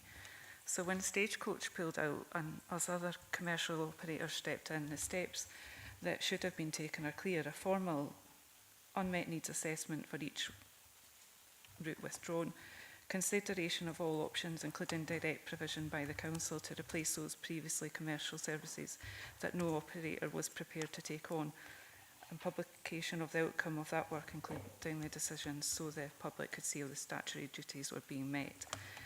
As you can see in Appendix 1.3 on service continuity, we specifically asked for this report for each commercial timetable that differs from the existing service, a clear and detailed explanation of the steps the Council has taken to fulfil its statutory duties under the Transport Act 1985 and the Transport Scotland Act 2019. This should include whether or how those needs are being met, where needs are not being met, what consideration has been given to addressing this using the Council's powers, and any planned next steps to review and address continuing service gaps or unmet demand. This is missing from the report, and I'm just wondering if an assessment has actually been done. So there is a lot of unmet needs, and I'm sure members across the chamber will be able to give some, but people are unable to get to work and school from Moffat in the morning because of the withdrawal of the 74 service. We've got pupils from Walkerbiggs and Heath Hall unable to get on morning buses into Dumfries because fewer services are running, and students unable to get to college because morning buses from the town centre to the Crichton have been cut. And as I said, there'll be many more examples from right across the region, and the Labour Group is just not prepared to accept this as business as usual. or that this is the best outcome the public should expect. So one of my colleagues will be tabling a motion, and I would go through that, but I'll leave that for him to do. But I would just like to reiterate my praise for the efforts made over the summer to keep the services going, and for all the hard work that's been put in by all the officers and local bus companies. Thank you. Thank you, Councillor Wilson. I will turn to officers in a second, but I would just draw members' attention to 4.32 on page 9, which absolutely acknowledges that the members have requested the detailed breakdown of changes within the subsidised routes, but due to the capacity of the team and the need for them to prioritise the delivery of transport services commencing the 7th, this detailed breakdown is not available as part of this report. However, acknowledging our previous item, we are due to get a report coming forward. But I will turn to officers. I'll turn to Karen first of all. Thank you. Thank you, Convener, and through yourself. I think, if it's okay, Convener, I'll pass to Gordon just to explain in and around the provisions we have made through Section 46 and Permit 22 in relation to the licences that certainly DGC do have, and then happy to pick up a question, or the question just in terms of what assessments have been made, particularly in relation to the commercial routes where gaps haven't been filled, and the confirmation at the last Westrans Board that there wasn't capacity or budget to fill those. So happy to tease that out a little bit more, but I'll maybe hand over to Gordon to explain the permits, if that's okay. Thank you. Thanks, Karen, through yourself, Convener. Thanks for the questions, Councillor Wilson. So, DGC buses usually operate in Section 46, which allows us to operate services in between school runs in its simplest form. We are also operating some of the new routes on Permit 22s, which we applied for some time ago prior to the procurement exercise of the local network, and we'll continue to do that to fill the gaps that we needed to fill. So that's something that we're able to do, although some of the powers that we invoked off the changes in the Transport Act. And I think at the moment that's covering four of the routes. We still have additional licences or permits there that we can utilise if we need to going forward. Just before Karen comes back in, just to touch on some of the comments that you made about Lincluden and Lockerbrig stroke Heath Hall, I think you're probably referring to as well. So we had a discussion with Houstons this morning. Houstons is building capacity, as I mentioned before, within licences, and William's working on timetables this morning to bring back, to leave Lochside as it is, so there'll be 3 buses per hour in Lochside, and then there'll be hourly services running in Lincluden and Heath Hall, and Lockerbriggs will have 2 buses per hour. So that increases what he's doing at the moment, and he'll continue to review that and build capacity in where needed, especially in the mornings during school term. Thank you. Thank you for that. Councillor Wilson, do you want to come back in again? If that's all right, yeah. So has there been an assessment for each route that has been withdrawn? So, because the ones I'm getting a lot of are, and I'm sure other members in my ward are getting the same, is Moffat to Dumfries. So you can't get from Moffat to Dumfries before 9 o'clock. So we're getting kids that can't get to school and people that can't get to work, or you can't even get to the Barony actually. So has there been an assessment for each route that's been withdrawn? Thank you. I'll come to Karen on that one, thanks. Thank you, Convener, through yourself. I think you're referring directly in relation to the commercial routes there, Councillor Wilson. So if I can just start off by saying I appreciate members, are commending the operators that have jumped into the space of the commercial routes. As officers, we also need to commend the fast-paced change that our local operators have made in order to ensure that there are commercial operated routes for our local communities. I absolutely appreciate that, and acknowledge the difficulties across communities whereby either through subsidised routes or through commercial routes that some, changes have been made. But what I can give the confirmation of is, whilst Swiss Strands and the Council have no responsibility over commercial routes, officers are working very, very closely with those operators to ensure that the best possible services are delivered to our communities. Now, in relation to, has an assessment been done in relation to the commercial routes that have been deregistered, then I can confirm that that has been done through the Swiss Strands team in conjunction with Swiss Strands, and those routes were agreed to be removed at the last Swiss Strands board, which was on the 23rd of July. Now, the reason being that Swiss Strands have no further availability within the revenue budget, so are at this current time, spending their revenue budget envelope. But also DGC buses had no further capacity in order to deliver any additional routes, either through what used to be commercial routes or the subsidised routes, and operators have no further capacity either to deliver on those routes.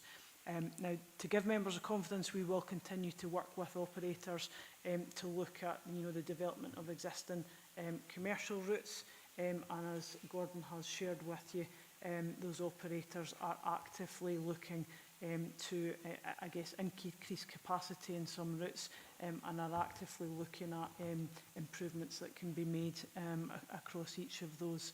I hope that answers your question. Thank you. Thank you, Karen. Councillor Wilson, you've indicated you want to come back in again. Yes, thank you, and thanks, Karen. But looking at the looking at the section 63 of the Transport Act 1985, when a commercial bus service is withdrawn, the Transport Authority must assess the public transport needs arising from the withdrawal. So you're saying that's been done. Decide what provision is appropriate to meet those needs that would otherwise go unmet. So what are we saying, that likes of people from Moffat that can't get to Dumfries, their needs are just going to go unmet if they're needing to get into Dumfries before 9 o'clock in the morning? I think that's really my question. Thank you. Thank you, Councillor Wilson. I think I would just draw members' attention to the fact that Swiss Trans, and I think there's comment being made of decisions made at Swiss Trans, and these are public meetings and they're available online for minutes. Obviously, we can't withdraw delegations from Swiss Trans, but we do have a clear remit of what we can discuss at this point. I'll just return back to the interim director to see if she wants to comment back, and then I'll come to yourself, Councillor Marshall. Thank you, Convener, and through yourself. I don't have that level of detail in front of me in terms of the assessment, but happy to speak further with certainly Swiss Trans officers, lead officer in particular when he returns from leave, and Swiss Trans board, and share that with members. Thank you. Councillor Marshall, I do have you on my list of speakers. Is there a point of order you want to raise? And what point of order is that you want to come in on? Just because I've got a point of clarification of what I just said. Yes. Yeah, it's just in relation to, I mean, we fully accept the role and remit of Swiss Trans, but I think the reason why we're raising it here today at a council meeting, the full council meeting, is the duties on the local authority under the Transport Act. So any unmet needs are responsibility of the council, and then they have to sort out with Swiss Trans. So I just want to clarify that, because it sounds as though you're saying that it's Swiss Trans and we can't do anything. So for we can clarity, do something. I will bring you in due course, but for clarity, I was referring to the decision made at Swiss Trans board. I was just offering a reminder to members that all those decisions are made in the public meetings and they're available on the council website. So it's not for me to answer those questions. So apologies if there was misunderstood on that point, but thank you. Councillor Marsh, I've got you coming in as my next speaker, and I will possibly just do a short break later, shortly for a comfort break. I'm conscious we've been going since 10:30. We have had a couple of recesses, but I don't think we're going to get through the 13, 14 speakers without another recess. So I will come to yourself, Councillor Marsh, and then I'll maybe look to members to agree when we will stop. Thank you. Thank you, Convener. Yeah, firstly, I'd just like to reiterate and echo Councillor Wilson's sentiment, the immense amount of work that will have to have gone into this by council officers. It's a mammoth task to undertake, so they are due thanks for doing that. I've got questions on 4 separate points this afternoon, some of which have been approached by other members. Firstly, it's the home to school provision in the West that looks to be being provided by Dumfries and Galloway Council. As of yet, unless I've missed it, I've seen nothing coming out as far as information as to how this is going to operate. The example I'll cite is the 500 route that used to be operated by Stagecoach, and now that route is being undertaken by Houston's. But if you look at that currently published timetable, that does not and will not accommodate the school run. So I just wonder, what is the provision and when will that be made available? Because I've had multiple questions from parents, because 2 weeks or less than 2 weeks prior to the start of the new school term, they're unaware of how their children are going to get to school. Also at 4.27 in agenda item 4, it states or talks about the travel for non-entitled pupils. Now, the date in the report, I don't know if that's a typo, states that by the 19th of September, parents will be notified of their success or otherwise for transport for their non-entitled child. Now, that's a month after school restarts. Surely that can't be correct. Our parents must be needing to know if their child is going to get to school prior to the start of the new term. The second question relates to the topic of withdrawn services. In my ward, we have the 410, 411 and 412 services that reach out to Glenluce, Newluce to Stranraer. They've all been withdrawn. Obviously, we've heard this afternoon about no more capacity or monies available to put all routes back on. But are council officers in discussion, or are they coming up with possible alternatives for these routes so that our constituents are not left with no option to travel? And also, number 3, no one's talked today about staffing. The Stranraer Depot Stagecoach is closing, and I'm aware that 13 members of staff at Whithorn are to be transferred, but there's been no information come forward about members of staff at Stranraer. So how many are eligible to be transferred, and how many will effectively be made redundant because of Stagecoach's closure? And lastly, obviously it is such a difficult task to formulate all of these bus routes.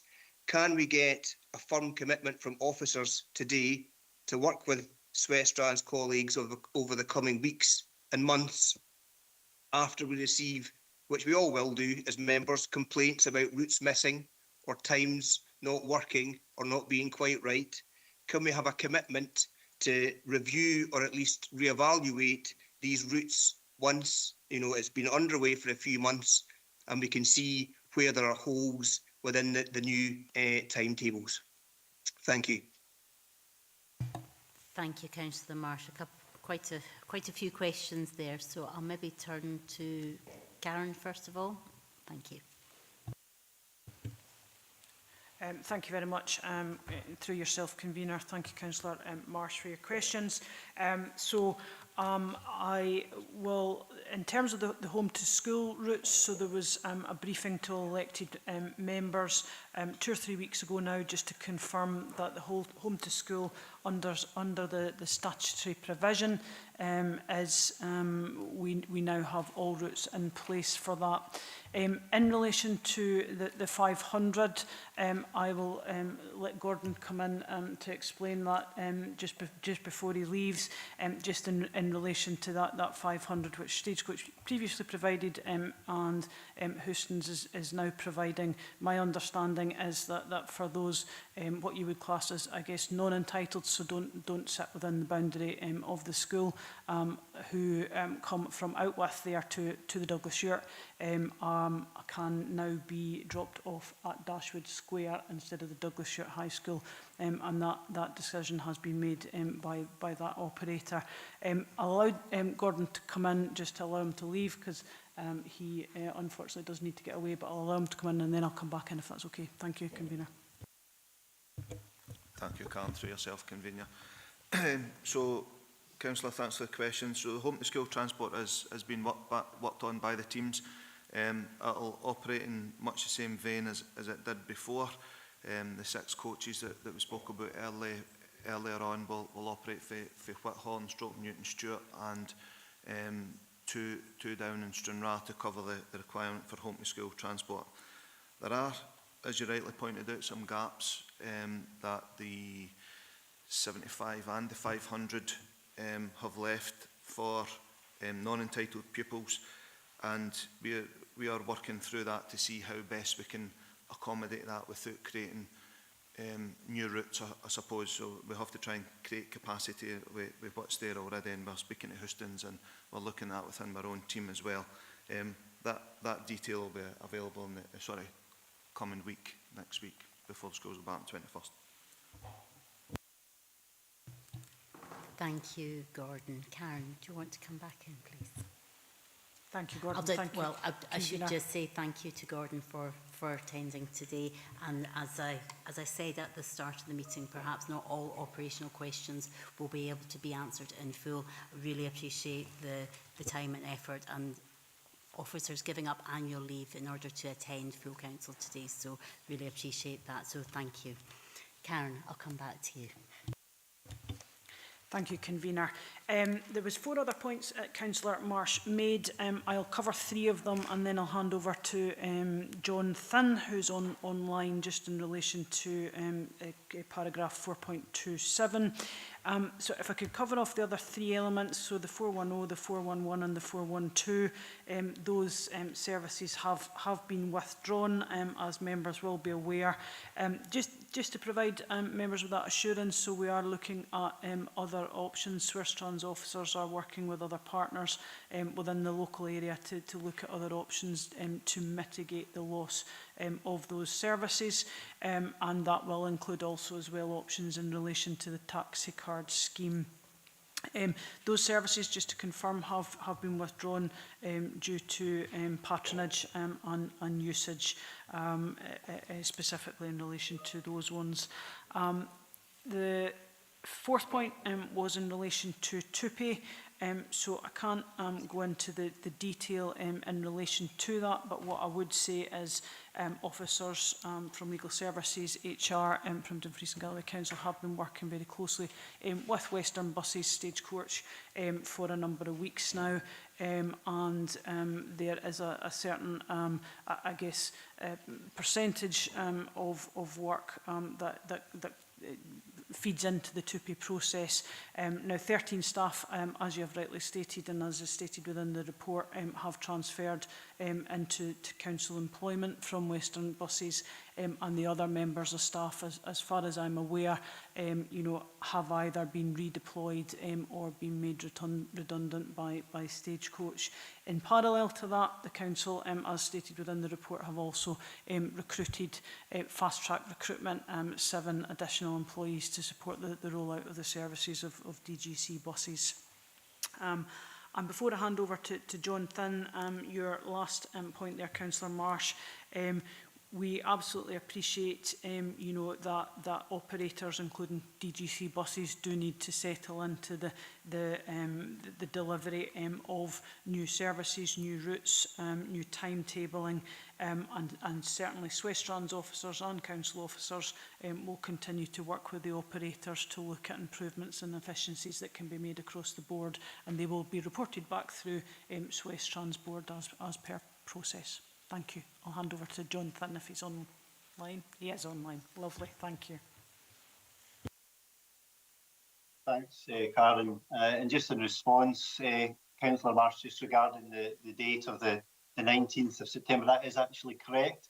And the reason for that is simply because clearly as a council we are very much trying to get the entitled young people sorted first, if you like. And we do advise parents when they're applying for non-entitled transport of the fact that it will be up until the 19th of September, and that happens every year. It's the same, roughly the same date. And the reason for that really is we're unable, and we do describe this in the form, we're unable to provide an earlier decision for non-entitled places until all pupils have returned their forms and indeed have returned to school in order that we can assess the availability of any additional spaces. And then they are, and that's confirmed with the operators. And then from that, there is a priority order, if you like, in terms of the entitlement. So not all children would be entitled, non-entitled children would receive a space, and it's based on aspects such as entitled siblings, distance from school, etc. So they're all factored into the mix, but that happens after all the children have returned following the summer recess. So hopefully that's helpful. Thank you. Thank you, John. Councillor Marsh, hopefully those points have all been addressed. I'll just come back to you briefly. Yeah, thank you. Yes, no, I'm satisfied with all the answers there. Thank you for that. Okay, thank you. So, members, I think I've got 13 or so members still to speak. I'm conscious we have been going for a long time. Obviously, the meeting has lasted slightly longer than expected. Officers are looking to get some lunch ordered for those in the chamber. Appreciate those on home are able to get snacks as required. So I'm going to propose a 15-minute break and then we come back, and that should allow us time to get some lunch ordered for members in the chamber, if everybody's content with that, just with the sheer number of speakers that are looking to come in. I'll just look for some nods around the chamber if they're content. Yes? Okay, thank you. So we will stop just now for recess for a comfort break for 15 minutes and come back at, well, let's come back at 12:30, so 14 minutes. Thank you.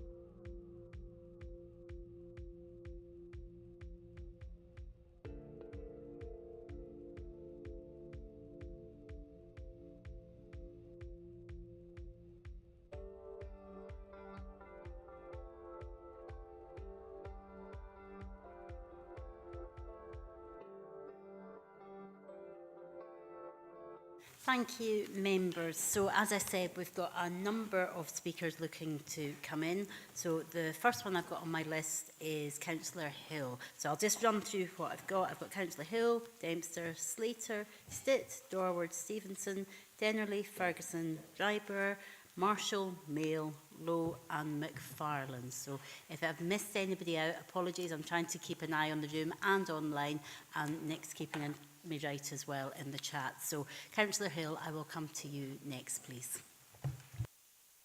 Thank you, Convener, and I agree with every councillor that's already thanked everybody who's been working tirelessly with these bus issues. I have a couple of questions. Some have been answered, but my first question would be about the travel line at info.com. Prior to the 7th of August, you could use this service, and a number of constituents used to use it. They would type in where they were and where they wanted to go, and it would come up with a list of bus services that were available. There's nothing coming up now. I'm just wondering whether it's whose responsibility it is to let travelline.co know the new services so that people can find this information pretty quickly and quite easily about the new services that are in place. Secondly, I'd like to ask about the 500 service. Now, I do appreciate that the gentleman has had to leave, but on looking at the services, if you live in Stranraer and you want to get to Newton Stewart, the first bus is 6:20. The next bus is 2 hours, 40 minutes later. So if you live Stranraer, Castle Kennedy, Dumraget, Glenluves, Cacowan, you could either get into Newton Stewart at 7:05 or not until 9:45. So I know we've spoken about the provision for the schools, but if any of the children did use the 500 service to get into school, they're not going to be able to do that now unless they get in at 7:05 and hang around for an hour and 3/4. Also, likewise with that service, if you're in Dumfries and you are travelling back, so say you work in Dumfries and you travel from Stranraer, you would have to leave at 6:20 in the morning to get to work. You'd get into Dumfries at 9:20. You'd be able to start your work at 9 o'clock. If you didn't finish work until 5:30, you'd miss the last bus at 5:15 and then have to wait another 3 hours until 8:25 to get home, which would get you back into Stranraer at 11 o'clock, meaning you would have a 17-hour day, possibly only 8 of those hours being for paid employment. So I'm wondering why there's such a gap of 3 hours travelling back from Dumfries to Stranraer, and why there's a gap in the morning for the services. Now, bearing in mind the 500 service links across the whole region, east to west, west to east, and this is one of the major routes, one of the major services. So I'm just a bit concerned that there's some of the routes that are missed off there that could put people's jobs and livelihoods in jeopardy. And also, if children are not entitled to buses, they won't have that 500 service to get into school. So they were sort of like my questions on those, please. Thanks. Thank you, Councillor Hill. Karen, I'll come to yourself. Thanks. Thank you, Convener. Through yourself, thank you, Councillor Hill, for your questions. In relation to travel line, which is highlighted within the report under paragraph 4.61, my understanding is once routes are registered with the Office of the Traffic Commissioner, then travel line timetables will be updated. However, I will seek clarification from my colleagues within Youth Westrands officers just in relation to that, and happy to provide members with a fuller update in relation to that one. With regards to the 500 service, obviously that new timetable came into play on Thursday with our new operators, Houstons. Now that is a subsidised route, and we are aware of some challenges at this current time, and officers are working with Houstons in relation to that, and will feed back through Westrands as appropriate. But again, I don't know the specific details in terms of the gaps in the morning and the afternoon, but happy to ask officers to look at that fairly urgently and come back to all members. Thank you. Thank you, Karen. I appreciate when perhaps, as I has said and reiterated, we may not be able to give the full detailed answers, but just to offer that assurance that all these questions will be noted down and responded back. Hopefully that's helpful, Councillor Hill. Yeah, thank you. No, that's very helpful. It's just with the 500 going from the east to the west, it's quite a prominent service, and it would really restrict people if they have to do a 17-hour day, whether they're going to go to work. We know, you know, on the council website, a lot of the council jobs are based in Dumfries, particularly at head office. And I can't actually see people applying for jobs, and we do struggle to recruit ourselves. And also, you know, other companies do, but people are just not going to do a 17-hour day. But I do appreciate that, you know, you are working hard, and look forward to those updates. Thank you. Thank you. Councillor Dempster, you're next on my list, please. Thanks very much, Convener. I'm sure I'll repeat some things that have already been said, but I feel I have to make them because it's important to the people I represent that their views are heard. And again, I make no apology in saying that we welcome and we're very grateful to the commitment that McCalls have made to our area. I just think that sometimes in timetabling, we have to do something to complement the services that's there or being delivered by McCalls rather than challenge what it is they're actually doing.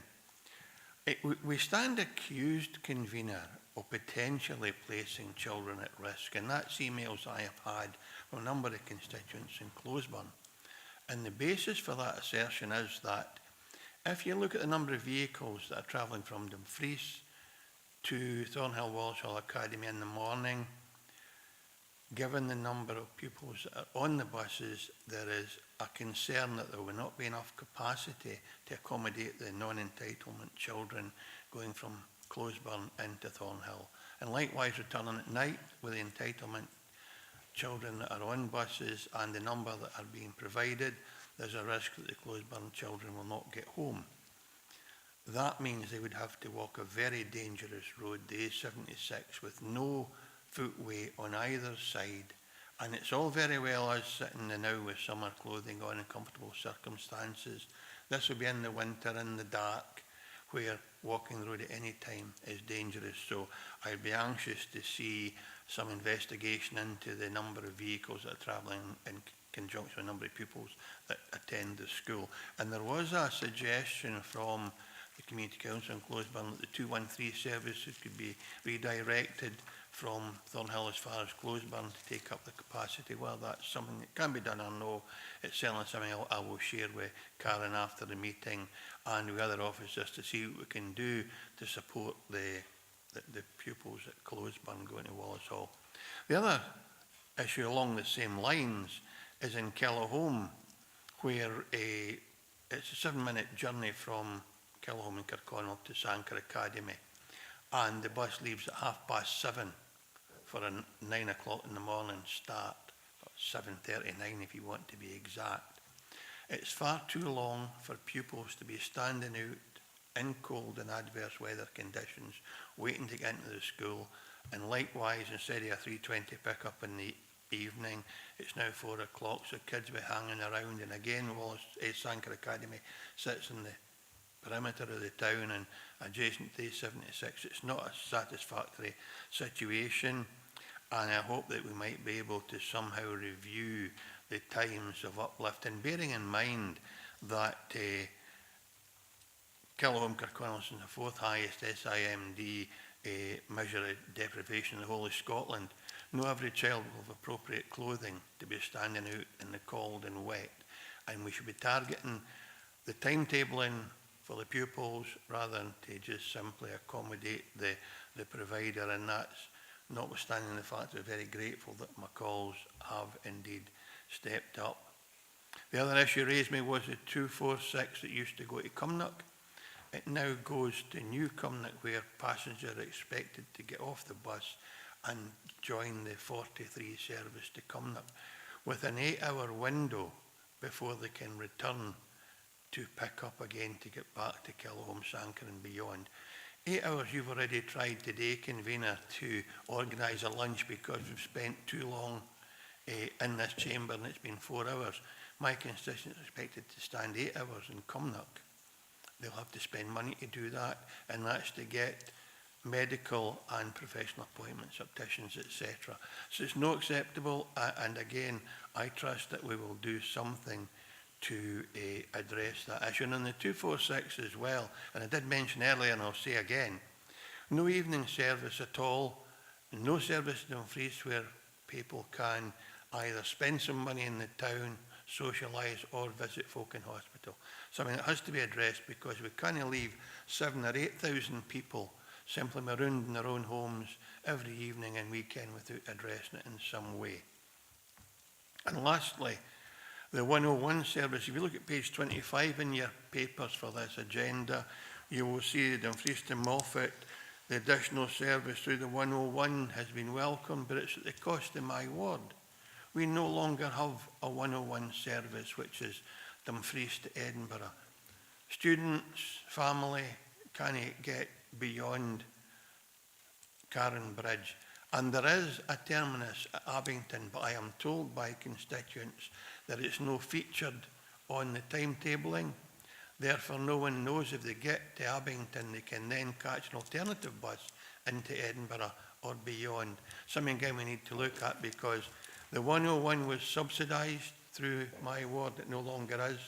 The evening service was subsidised, it no longer is. And I think that needs a very strong and urgent review. And of course, I should say as well, it's been said before as well, that the Swestrand strategy 2023 to 2042 is not being met in my ward by the current timetabling that's advertised. And our services should complement what the commercial services provide, not just abandon and not deliver at all. So I'm grateful to the Labour Group for bringing this motion forward and for this meeting to have been called. I will speak to officers offline, but I do hope that we do something in the short term to address many of the issues that have been raised today, including the ones I have. And on a throwaway line, it's maybe time we added members to complement the existing Swestrans members to ensure we have an input from across the region, because there are areas of the region that's not represented on Swestrans, and I think that's to their detriment. So thank you for that, Convener. Thank you for all those comments, Councillor Dempster. I just wonder if it's worth just to go to Karen, just to ensure that all of those have been captured, not necessarily to answer, and then we'll move on to the next speaker. But I just want to make sure we have captured everything that you raised. Happy to do that, Convener. Thank you. Thank you, Karen. That's absolutely fine. Thank you, Convener, and thank you, Councillor Dempster. So in relation to the commercial route, which I think is the 246, in relation to pupils from travelling from Dumfries to Wallace Hall, and you were referring to potentially putting children at risk there. We have had discussions with the operator just in terms of ensuring that there is capacity come the start of the school term, on the 21st of August, and that operator is very aware of the numbers of pupils who do travel into Thornhill for that. So but I'll pick that up again, and happy to share that information back with members. In relation to 213, in relation to that subsidised route, I don't know the answer to that one. That would have to be a decision through Swestrans officers and Swestrans board, should there be any capacity there, but certainly something that could be considered. There was other areas that you raised there, just in terms of reviewing the times for the Stranraer Academy bus, and I think it was for pupils coming from Kirkconnell. But happy to pick that one up. Didn't say Stranraer Academy, for goodness sake. It's Sanker Academy. It's my pronunciation, I think, isn't it, Councillor Dempster? Information in relation to the 246, as well as the connecting 46 in North Ayrshire. Information in relation to the 101, and you also added some points there in terms of the Swestrans strategy from 23-24, and the request to potentially consider Swestrans board adding additional elected members. So hopefully I've captured it all there. Thank you. Thanks, Karen. I'm seeing nods, so I will move on to Councillor. Thank you, Councillor Dempster. Councillor Slater, you're next on my list, please. Yes, thank you, Chair. It's a question that was raised to me by Kingham Community Council is regarding they're not going to have any Sunday buses now. Could that be answered? Is that correct? Or is there a possibility they will get one? Thank you. Thank you. Karen, I'll come to you. Thanks. Thank you, Convener, and thank you, Councillor Slater, for that question. I would have to refer that question to officers and come back to you at a later date, just in terms of that operational detail. Thank you. Thank you.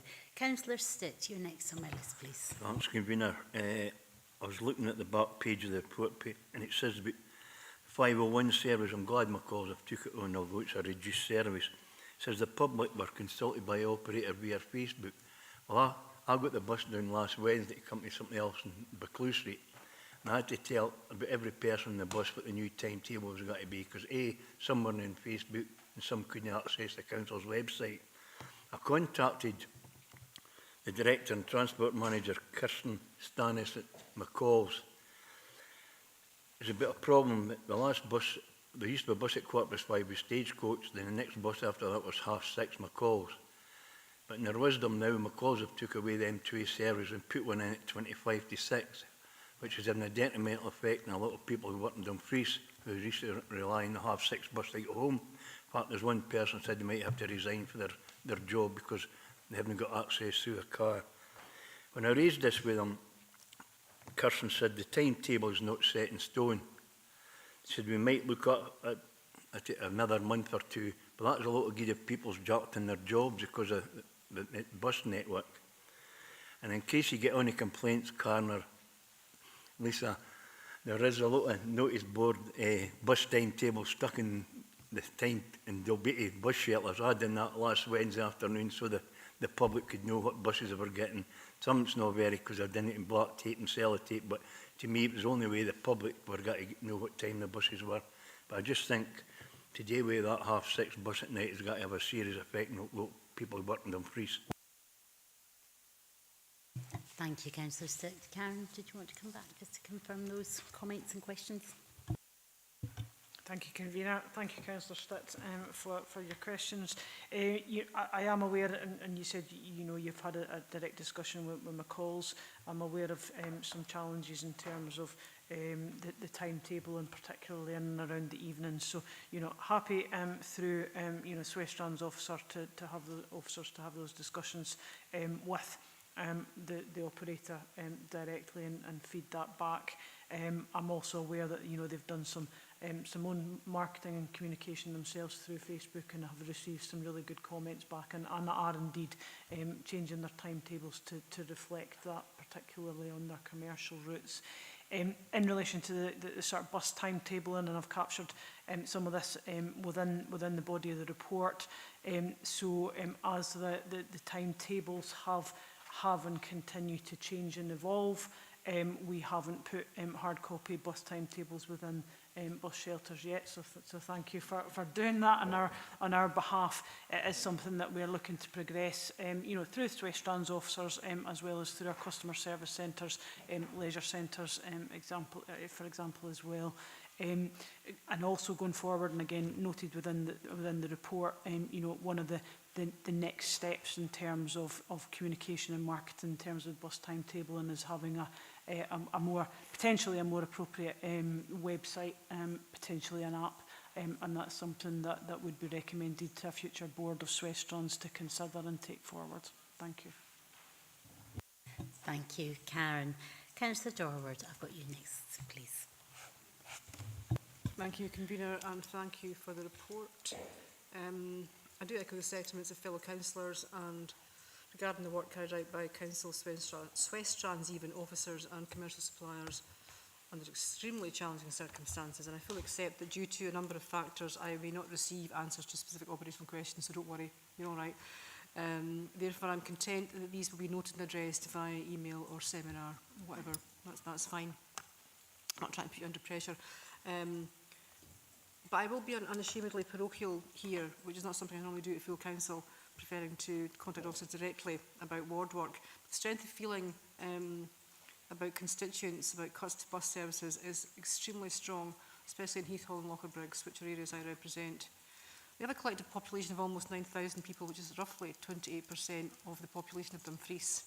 And yes, they have commercial services. However, I'll just give you a bit of history. Historically, before the pandemic, there was combined bus service in the evening every 40 minutes from Dumfries Town Centre to both areas, which ended at 20 to 12 during the week and 10 past 12 at night or in the morning at weekends. Before the 7th of August, which is the big day now we've got, this service stopped at 20 hours and has never been put back. This remains the case with the new timetables. People can't get home from a back shift at DGRI. I've had queries about that. I've raised that occasionally at council meetings. I've been a little bit parochial. Or from hospitality work in town. Neither can they access the evening economy in Dumfries, which my colleague Councillor Dempster has also mentioned, which is detrimental to both them and the town centre of Dumfries, which doesn't get their well-earned money. Arguably an unmet need that needs to be assessed as per legislation. Requirements already outlined by my colleague Councillor Wilson.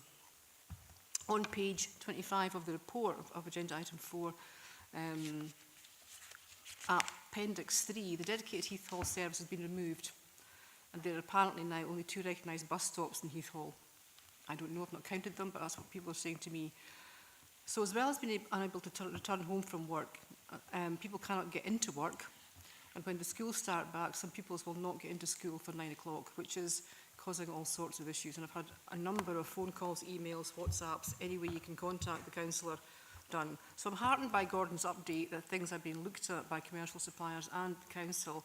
It's definitely another unmet need which appears to be under assessment. That's good. But to refresh, prior to the 7th of August, Heath Hall had the D1 at 8:05, the D1 at 8:07 and the D2 at 8 o'clock for people to get to work and school. And these buses are full to capacity every morning, mainly for school children and a few brave commuters who wish to run the risk of using those buses. In the initial new timetable, the services for Heath Hall and Locher Briggs are merged, which means there will now be one main option at 8 o'clock. That's it. Now, I know that's being addressed, but that's where we are at the moment, and that's what it says in the report. So it's not really a one council approach there when you've got people can't get into school and buses aren't working. So I think we need to look at that. And potentially this could also affect the attainment gap if kids aren't getting into school, or young people, sorry, aren't getting into school at the right time. As I've said before, there's only 2 bus stops now in Heath Hall. That's what I've been told anyway. I received a phone call from an 83 and 89-year-old couple who thought they had future-proofed their housing choices, which I can totally empathise with in terms of bus use. There was a bus stop outside their house. There isn't one now, and now they have to walk a mile to get a bus, and they can't do that, get a bus into town. So can we have a look at the bus stop provision in Heath Hall, please, as an urgent matter, so that people can actually get the buses that are running through, if there are any, to get into town. We don't want to disadvantage our elderly people, either in Heath Hall or Locher Briggs, so that's potentially another unmet need. Thank you. Thank you, Councillor Dorward. I'll just turn briefly to Karen for any comments on that. Thanks. Thank you, Convener, and thank you, Councillor Dorward, for your questions. Happy to pick up the detail through officers in relation to those commercial routes, and particularly the D1 that you referred to. As you highlighted, you are aware that officers, whilst it's a commercial route, are in discussions directly with the operator. The operator does need to have time to, I guess, bed into the new timetable, and they're very aware that it's two buses merged into one. They're very aware that come the 21st of August, school pupils will also use those buses, and my understanding is that they're currently looking at putting additional buses in, for those school routes. So happy to pick that up directly with officers and feedback to you. And also my understanding is that whilst all bus stops are not referred to in the timetabling, all the previous bus stops are still being utilised by the operators, but happy to double check that and come back to you. No problem. Thank you.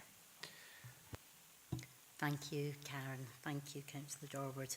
Councillor Stevenson, you're next, please. Yeah, thank you, Chair. I think my one observation from all of this has been that at no point did we actually speak to the people that use the buses, because if we did, we wouldn't have any of these issues here in the first place. And I did know in the report starts on page 12, 4.56, about the engagement that we had, but we didn't actually go and speak to individual bus users, and I'm sure there's plenty of ways we could capture that information from them. And I know we're talking to stakeholders, but some of the biggest issue we have is getting people onto the bus. So why didn't we speak to the people who don't use the bus and ask them what would make it better? And I'm pretty sure reducing capacity wouldn't be top of their list. I have to say I've had lots of communications straight with Houstons themselves, and they've been very open to making changes. I do need to ask officers how fast those changes can be made, and you know, when is the next meeting of West Trans, and will they have emergency meetings if it so happens that these bus timetables can be changed quickly, because I think that's really important. There's been various pinch points, as I would put them, in my ward. Like I say, Houstons have been really good, and it's nice to see some nice new buses on the routes, and that's definitely something that's been picked up by residents. But just to list one example of needing to go out and speak to the public, especially those that don't use the buses, is there was a bus from the Summerhill, Barnhill site that would make it in time for people getting into work. That was removed a couple of years ago, so those people no longer use that bus, but if it was put back in, it would be better utilised. However, what they've got is a bus that gets them in at 8:54, 4 minutes after school starts, and 6 minutes to bolt to your work to get there for 9 o'clock. So just little things like that would make a huge difference, especially when, you know, we need to ensure that we're spending finances well. One of the things that I have picked up on, not just in my ward but elsewhere, is to do with the tickets. So I think one of the frustrations that one of the last audit risk and scrutiny committees I no longer sit on, hundreds of thousands of pounds were written off in unpaid rates, council tax arrears because we're never getting the money back, and yet bus users at certain areas are now painfully out of pocket because some of their routes, their route times are run by a private operator and other times by Dumfries and Galloway Council. Surely we can sacrifice some of these fares and allow the private operator return ticket on the buses until the ticketing can be sorted. It was indicated on administration social media that this was being looked into, but that doesn't help those now teetering on the lines of poverty. I do appreciate at 4.63, it's 4.62, it is also anticipated in the coming weeks a wide-scale communication process will be carried out, but that's far too late. This is all in play now, and people have no idea what's coming, and if we're talking about tweaking these bus routes, we're going to keep going back out with this communication. Now, I appreciate everybody's worked incredibly hard. You know, the way the bus routes were dropped was just unbelievable. But we're supposed to have a one council approach, and communication to communities on pricing, on routes, has been pretty much non-existent. And I understand that some routes are commercial and others are subsidised, but the council could have worked better with the bus companies who stepped up during this time to provide much better strategic communication to ensure some of the anxiety felt by the public was addressed and assurances were given. And just at the end, when is the next West Trans meeting if we're looking at tweaking timetables? Thank you. Thank you. Councillor Karen, I'll come to you. Thanks. Thank you, Convener, and thank you, Councillor Stevenson, for your questions. Won't be able to provide the operational detail for each of them, but I'll canter through them. So in terms of consultation within the paper, you will see that we laid out the engagement that we did with key stakeholders, and when I say we, the West Trans officers on behalf of the West Trans board. At that time, there wasn't enough time in order to do a dedicated consultation with members of the public. However, that is definitely something that, you know, through West Trans board and through West Trans officers, we will look to progress in the future. And certainly, you know, the consultation that some of our operators has done has been exemplary, and you know, certainly officers will learn from that as well. I think just want to highlight, you know, there is some real positives in terms of the network, you know, in relation to the investment that operators have made, that DGC buses have made in order to ensure that services have continued and will continue going forward. Appreciate there are challenges there. Appreciate, you know, as Westrans through officers will have to look at options and, you know, changes to existing timetable, and then that will happen, as I say, in conjunction with Westrans officers and operators going forward. Next Westrans board is the 26th of September. Now I can't confirm whether an emergency board would be held. However, what I would say is certainly, you know, during May, June and July, there were either 2 or 3 emergency boards held because there was decisions required at that time. So if that's the same going forward, then those discussions would take place with the Westrans board. Summerhill and Barnhill, I did see comments in relation to that on Facebook. I don't know the specific detail in terms of that, but happy to pick that up separately. In relation to pricing strategy, so that for the subsidised routes, the responsibility for that does sit with Westrans, and there is, you know, that pricing strategy there and that pricing envelope there that the operators are working within. Where we do have challenges is where a previous national operator had put in additional you know, day rider tickets, etc. So that hasn't been picked up just now, but officers are working very, very closely with operators in order to look at that and look at the you know, the financial impacts of that, and that will be something that we'll pick up going forward. And then in relation to communication with a wider you know, public, we have, you know, through various aspects of communication channels been actively communicating with our wider communities, and that's picked up within the report. So that's through social media, through you know, press releases, and you know, through I guess word of mouth, where we do need to pick up on, as I explained earlier, is those hard copy timetables, but due to the changes and the pace of the changes recently, we haven't been able to progress that, but that is a priority for Westrans officers going forward. Hopefully I captured everything in there, and what I can't answer specifically, I'll come back to you. Thank you. Thank you, Karen. Does that capture all your comments, Councillor Stevenson? You're looking like you want to come back in. Yeah, I mean, obviously we're kind of by it now, and I do hope this communication is going to come out pretty quickly, especially before the start of the school term, and more people will be using the buses.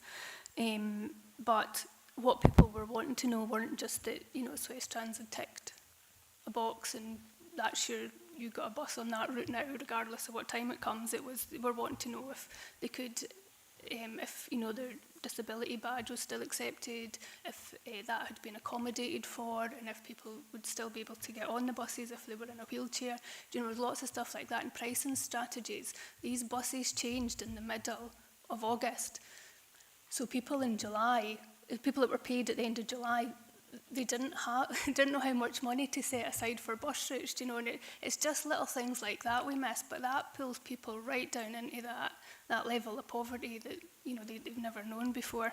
But again, I do think as a council or Westrans, whoever it is that looks at it, whilst we get those ticketing options sorted, I think we do need to look at what we actually accept, even just a return ticket, to make sure people can get home and they're not out of pocket. Just because their bus providers changed at very, very last minute. Thank you. Thank you, and I see Karen nodding to note those further comments.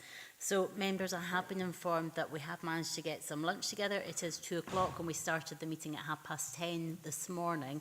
I appreciate, Councillor Wilson, you had referenced that you would be bringing forward potentially one of your colleagues an amendment to the paper, and I would ask, in order for members to consider whether you'd be willing to circulate that to all members. Appreciate the comments at the start. I would be just to avoid stopping for lunch for 45 minutes or half an hour, coming back and then stopping for another 45 minutes. So I would perhaps maybe ask, and Councillor Marshall, were you looking to come in with that? Chair, I would like to do that, but I would like to outline the context why I'm moving that, you know, in a motion. So if you spare me 5 minutes, I can do that and then circulate it. Yeah, so I will do that. I'm conscious that I do still have 1, 2, 3, 4, 5, 6 other speakers, but in order to take that break and allow full consideration, to combine lunch and consideration, I'm content to do that and just move slightly with the procedure. So I will invite you to come in to speak to that, and then if that can be circulated via governance, we can then stop for lunch and consideration of notice of motion. Thank you. Thank you. I'll try and be as brief as I can.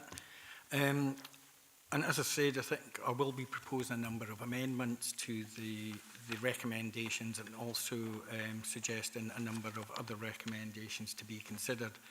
And like many of my colleagues, I would like to start on a positive note with grateful thanks to the remaining local bus operators in our region, as well as thanks to Dumfries and Galloway staff within education, procurement and Swestrands that have all been involved with the complex re-tendering of the bus network across the region and the home to school network. I'm sure it has been a very trying and stressful time for everybody. However, it is clear to see that the bus network and services across Dumfries and Galloway Council are continuing to get worse, and I fear that it's now at its most vulnerable position and could be teetering on the brink of collapse. And this is mainly due to the decision by Stagecoach to withdraw from the region. So what happens if current local operators do not grow and develop in the future? What if no new bus operators come into the region, or existing ones cease to operate or leave the area? What happens if DGC buses does not develop to its full and duty-bound potential? We have to be ready and prepared for any and all of these possibilities. It certainly is not business as usual, as been alluded to by the council leader in the media recently. We said in the press release, public transport is a lifeline for many of our communities. Totally agree. By going through a rigorous procurement process, we've been able to award long-term contracts that will ensure services can continue, and with greater efficiency and reliability, providing communities in Dumfries and Galloway with a well-connected local bus network. Not too sure about that statement. We are pleased to offer continuity for communities and operators alike. I certainly can't agree with that last part of the statement. Due to the amount of negative feedback Labour councillors have received, and no doubt all councillors have received from their constituents, I'm afraid it's not business as usual. It's not business as usual when the largest bus operator, Western Buses Limited, Stagecoach, have effectively walked away from our region. It's not business as usual when some bus routes have been reduced, altered or removed altogether, with communities feeling like they've been cut off. And I'll take the example that Councillor Dempster mentioned. I've also had email correspondence by, for example, taking away the 101 service from Dumfries to Edinburgh that previously had some routes operating via Thornhill. They are now all going through Moffat, and that's cut those people off from getting to Edinburgh. It's not business as usual when some of the original bus routes, such as Lockerbriggs and Heathall, have been combined, and Lochside and Lincluden have been combined. So buses will now be less regular, overcrowded, and longer journeys to your destination. It's not business as usual when, due to cuts and changes, there's a general reduced service on Saturdays and Sundays across our region. For example, on Sundays, the last bus from Dumfries to Carlisle is now at 10 to 6. From Carlisle to Dumfries, it's now 10 past 4. There's many people still work on Sundays and weekends, and they're finding they're stranded in certain circumstances. It's not business as usual when the reduced bus network is teetering on the brink of collapse and now heavily dependent on the remaining small band of local bus operators who we applaud and who have stepped up to the plate but are now stretched to their limits. It's not business as usual when some people in the region face the prospect of not being able to get to their work or educational establishments on time due to the new timetables, reduced frequency of services and routes that have been cut. And it's not business as usual when DGC buses that are run by the council appear to insist that they are at capacity and can do no more, despite this council having a duty to ensure bus services meet community needs and support inclusion, economic growth and environmental objects. So for avoidance of doubt, Section 63 of the Transport Act 1985, councils are required to assess whether public transport needs are being met by the commercial market and to secure services where appropriate. That duty is not optional. Furthermore, the Transport Scotland Act 2019 further strengthens this obligation with new extended powers by placing responsibility on local transport authorities to ensure services meet community needs, support inclusion, economic growth and environmental objectives. These are unmet needs, and there is unmet needs at the moment, and these need to be addressed by the Council. And that is both to the commercial and the subsidised routes. Within the report, it's vital at 4.19 and 4.48 in the report that Swestrans and the bus operators continue to transform and improve the provision of bus services across the region. And I would ask that all members are made aware on an ongoing basis of any positive or negative effects to the bus service network. The state we currently find ourselves in with the bus network should come as no surprise. We were made aware of the fragile state of the bus network across our region 4 years ago, and this council and Swestrans have failed to act upon it. Both have stood by and watched this situation deteriorate, despite councillors agreeing to the communities meeting on the 29th of June 2021 to the recommendations for our region in 2 papers entitled Future Opportunities for DGC Buses and a Sustainable Public Transport Model. I've, over the last 2 weeks, looked through at these excellent papers, good reports by Douglas Kilpatrick. Despite this, there have been hardly any reference to these actions in any of the reports or updates received by elected members over the last 2 months, let alone the last 4 years.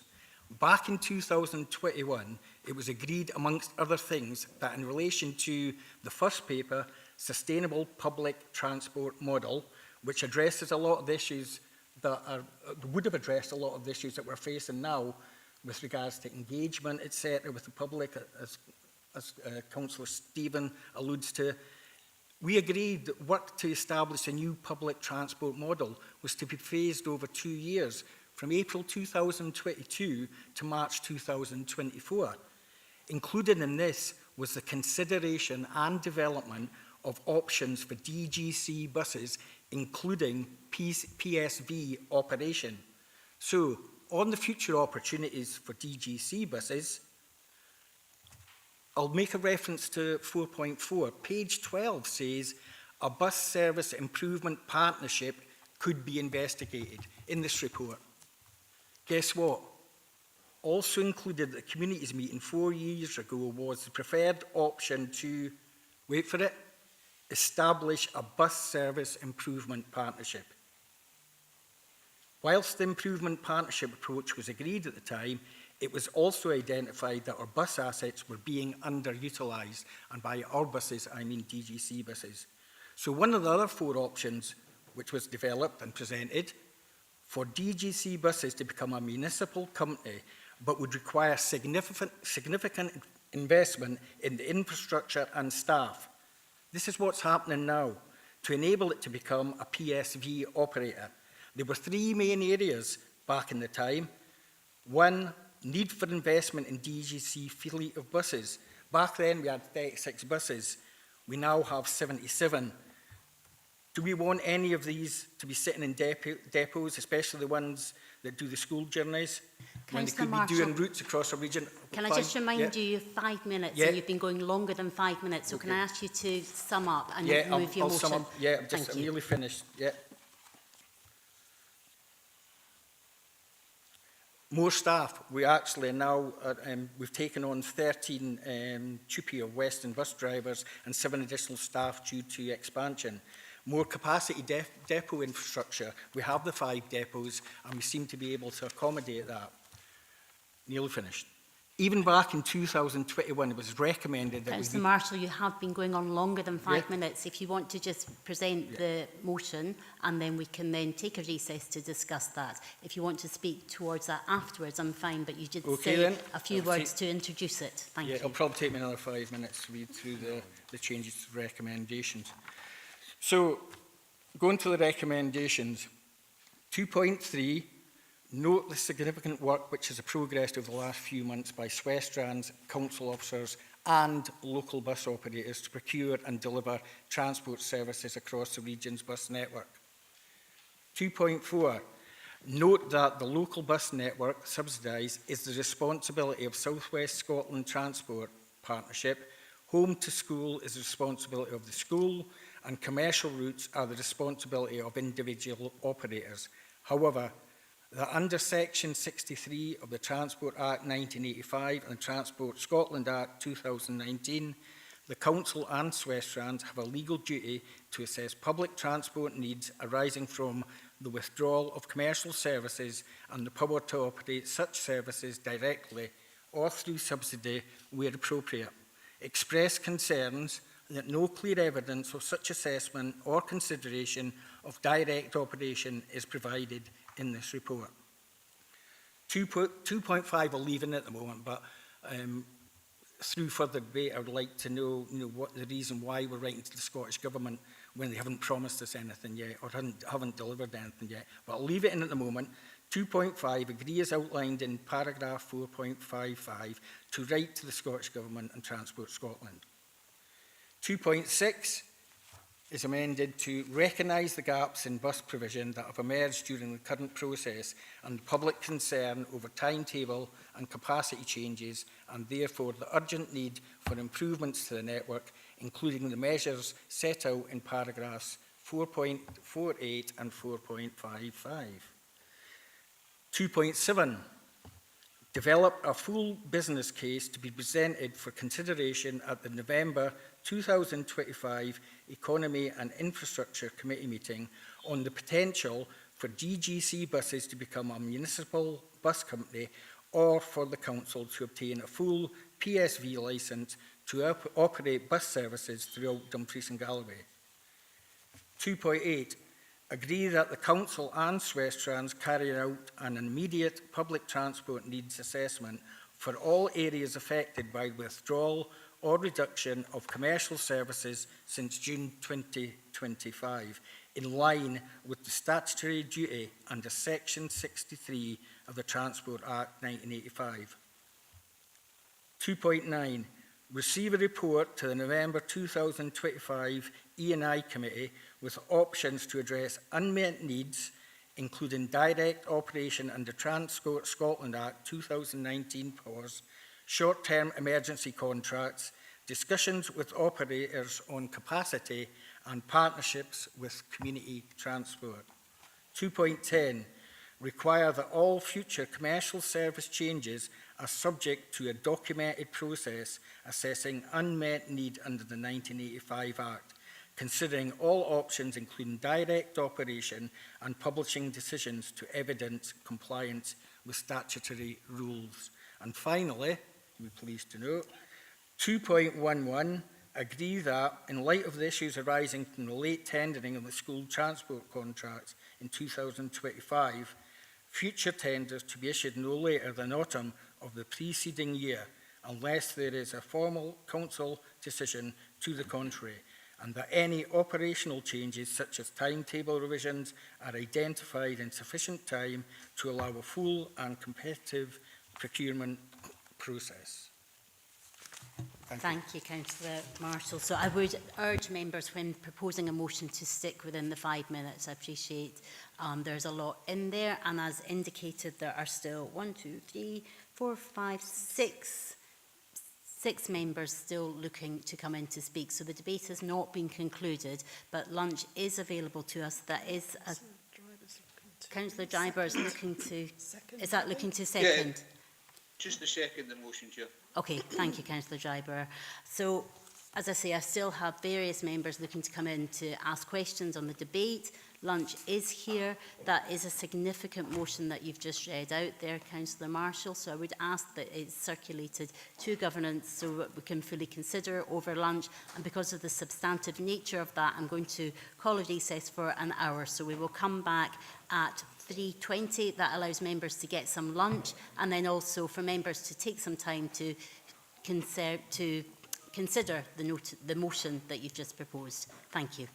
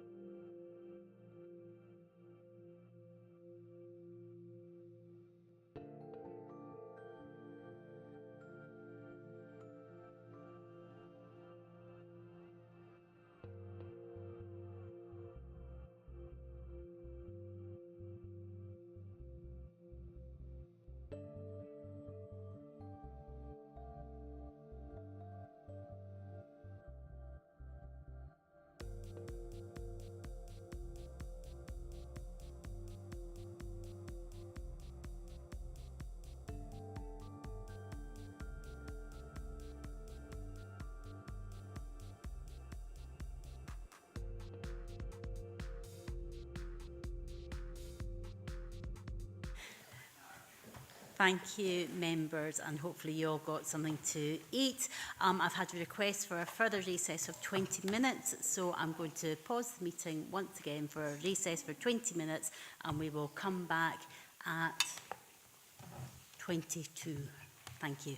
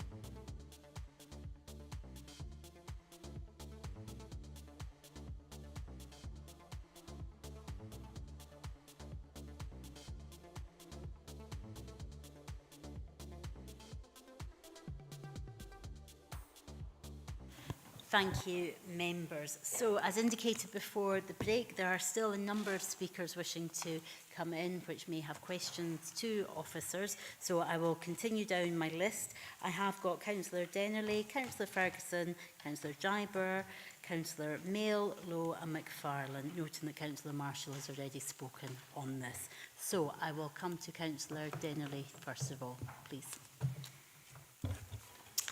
Good afternoon, everybody, and thank you, Convener.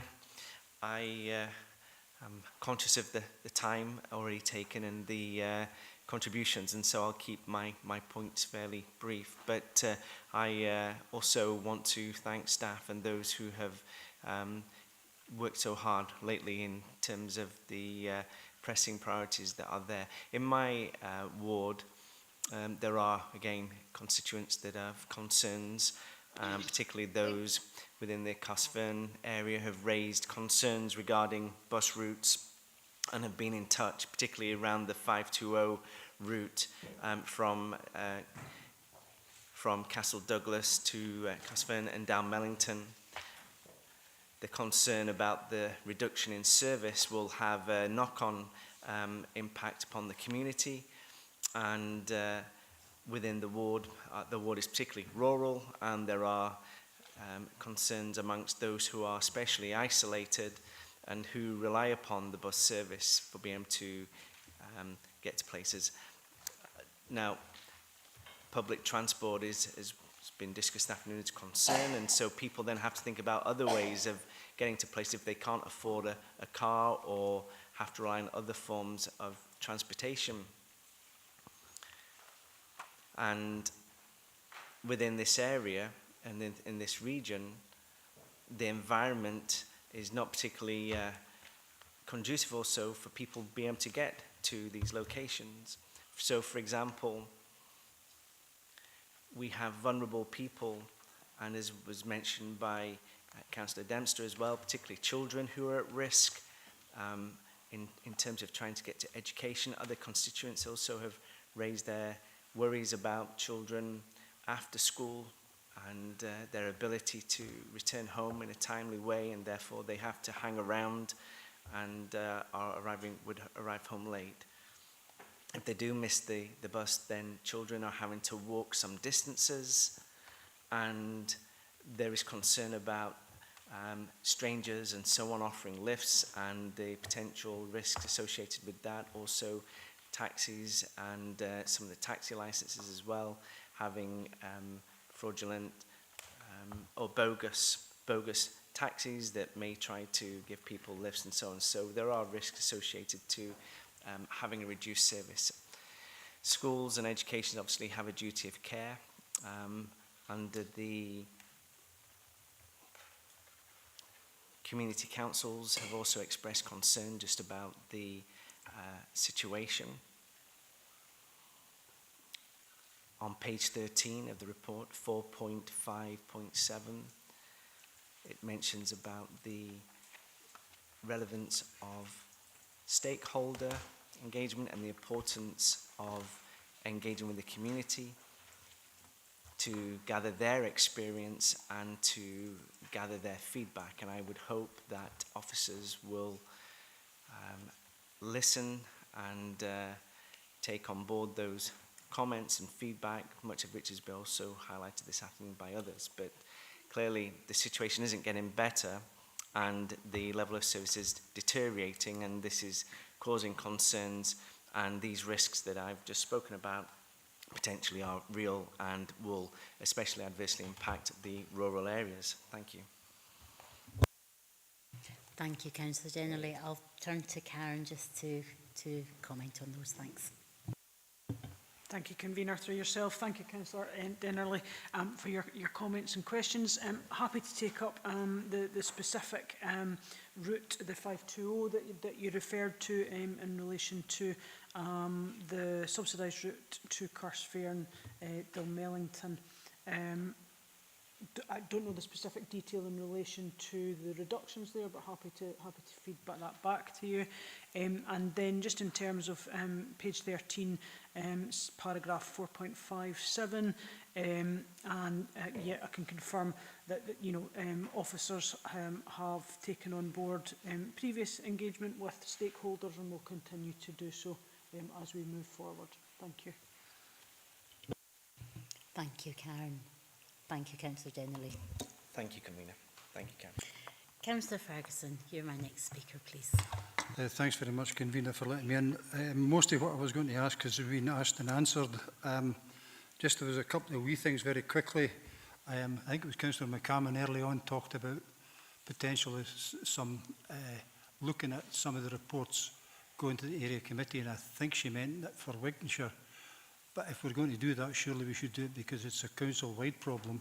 It's not a Wigtonshire problem per se, and I'm sure the elected members I'm seeing around here who represent Annandale and Upper Nisdale in particular would be happy to see them come to their respective area committees. So if we're going to do it, can we look at it actually, like the IGB, have a kind of quarterly reporting system or something similar? That would be it. And I think the rest of the questions have been asked, so thank you very much. Thank you, Councillor Ferguson. And I'll just double check with Karen. My understanding was it would be for all area committees, but I'll just double check what was captured in that earlier comment. Karen? Thank you, Convener. Thank you, Councillor Ferguson. Yeah, my understanding was all area committees, and we'll have further discussions with Swiss Trans officers on the board in relation to the next steps regarding that. Thank you. Thank you. And I see Councillor McCammon has confirmed that in the chat as well, that it was for all area committees. Councillor Dryber, you're next on my list, please. Yeah, thanks, Convener. And you'll be pleased to know I've only got 2 questions now because I already seconded the motion by Councillor Marshall. One of the questions that he said during his speech was on paragraph 4.55 on page 12, was the recent partnership working with Transport Scotland and the Scottish Government. In the recommendations, it says that number 5, agree as outlined in paragraph 455 to write to the Scottish Government and Transport Scotland, but it doesn't cover all of that, and I know it says in full. So basically we're looking to clarify that particular paragraph and what that actually means. Secondly, and I know that Councillor Mail has got something to say about the Langham routes, and I'm going to let him deal with that, but I support fully what he's going to say. And lastly, the 382, which is from Gretna to Lockerbie, is taken over by Houstons. But I've just had a few emails in from parents who are concerned that their kids go to Lockerbie Academy, and the time that they get picked up, they will not get to school on time in the morning, and they'll have a little bit of a wait at the end of school day as well. So I'm just wondering maybe if John Thin could perhaps give you some clarity and some confidence in that the kids will get to school on time. Thank you, Councillor Dryber. I don't know, Karen, if you want to make any comment, or Lisa. I'll come to Lisa first, and then hopefully Jonathan's still online to answer that second point. Thank you. So I'm happy, Councillor Dryber, just to answer your query around the 4.55. So I guess we were really conscious of our commitment to write to Transport Scotland and to the Scottish Government once we knew what our ask was. Now, I don't think we're clear yet on what our ask is, but what we don't want to lose is that opportunity and that offer of support that was broadly put out there a couple of months ago. So it was really just to be able to do a bit of a holding response and note back to them to note that that support will still be required.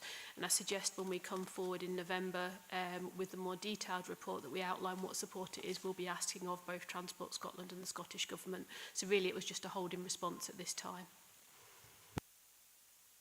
Thank you, Lisa. I'm just having a look. I don't believe that Jonathan is with us just now, so we can certainly take a note of that comment and then come back. And I've got Karen nodding her head as well to confirm that, Councillor Dryber.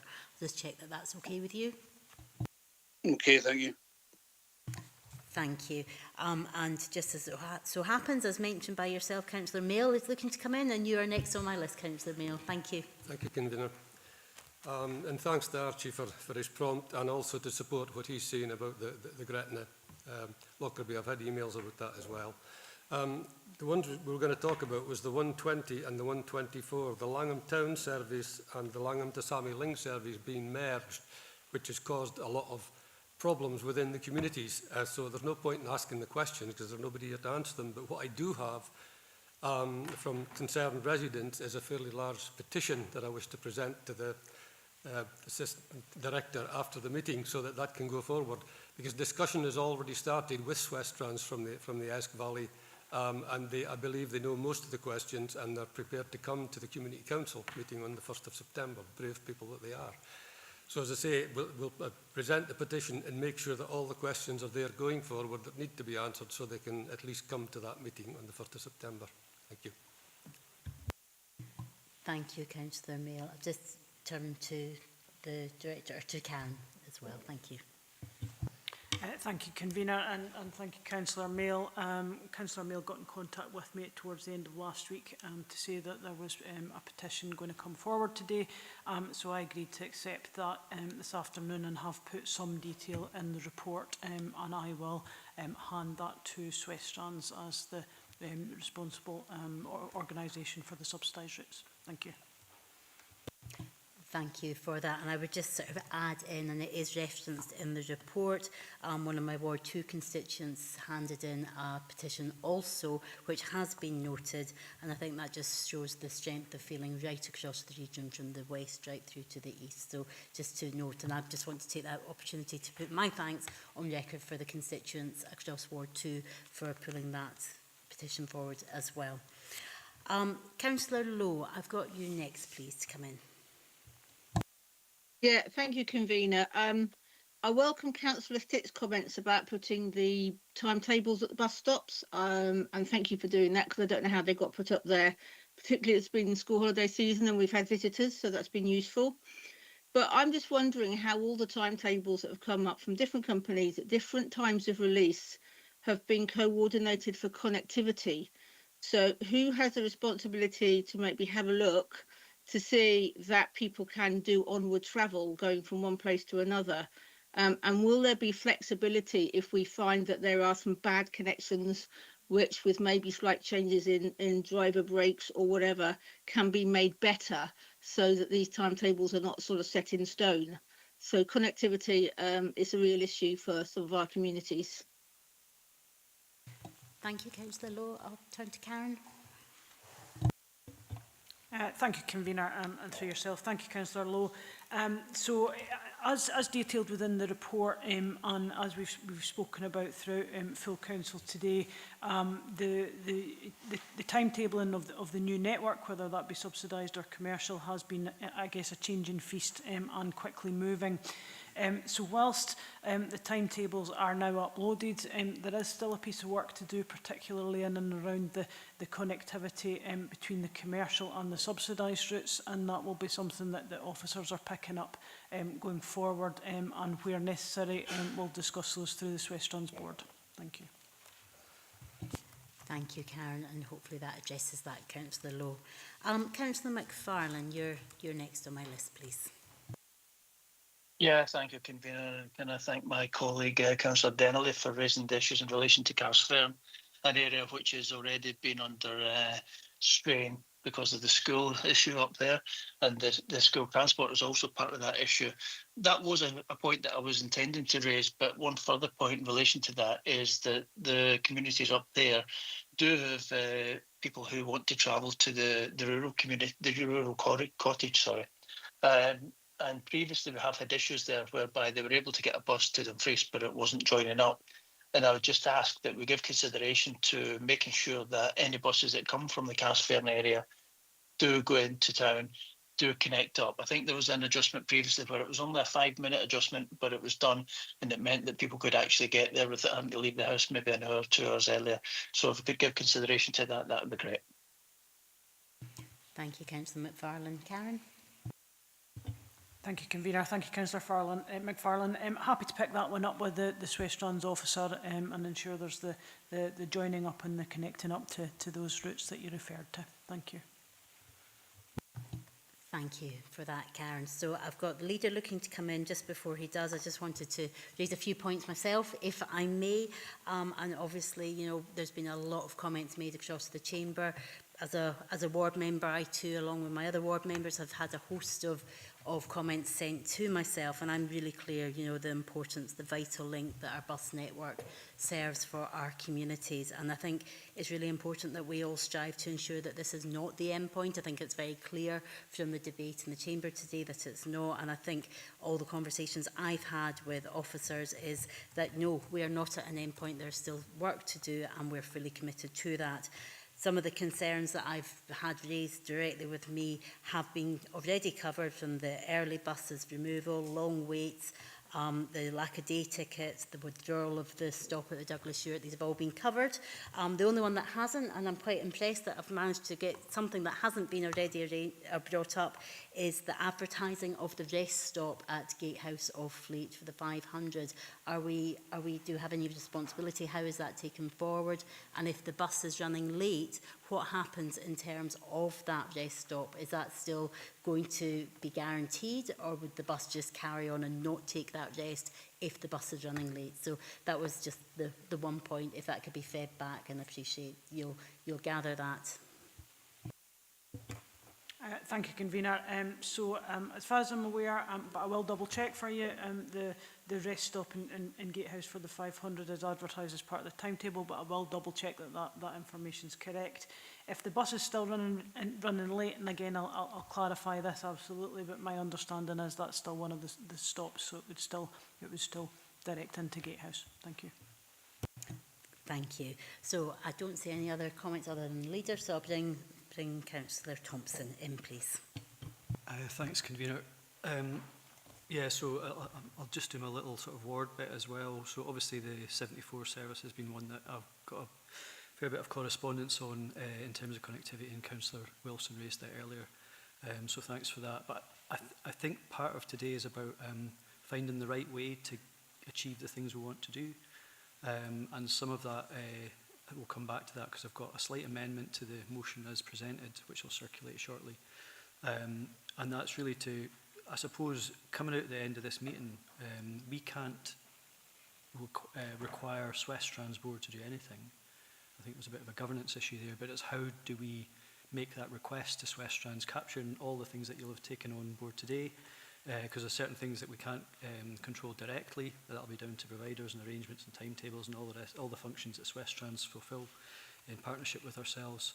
So it's about how do we, for example, making a request to a commercial operator to add a service first thing in the morning for Moffat to Dumfries, because that's the one that we're getting all the heat about. So there's a way to do that. We can certainly make the case for that today and raise the concerns for our constituents, but I think part of that has to lead to some kind of meaningful action in the proper way. And there was another point raised earlier, I think it was one of the earlier speakers, really to do with fares and consistency about fares. So I think it was maybe Councillor Dorward initially, perhaps, but I think there's a general point there, because I think the commercial operators effectively determine that between themselves and the Office of the Transport Commissioner, and that's a sort of commercial matter, if you like. But I do understand that there's pieces of work going on both in England under DFT and also through Transport Scotland in terms of fare caps.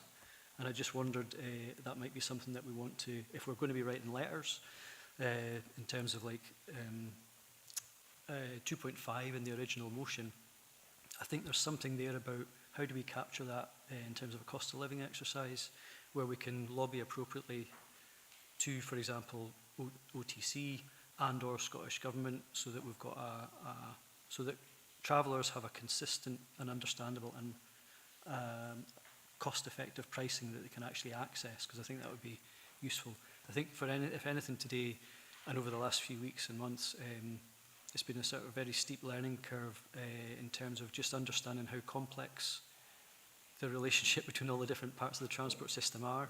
And it's good that we've had this meeting to basically air that today, because I know there has been constituent concerns.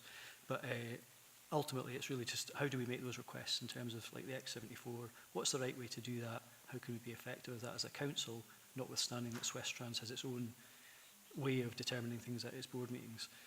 And with that, I can then circulate, when I get the responses, I can circulate an amendment which members can consider, and we can take that forward in the appropriate way. Thanks, Convener.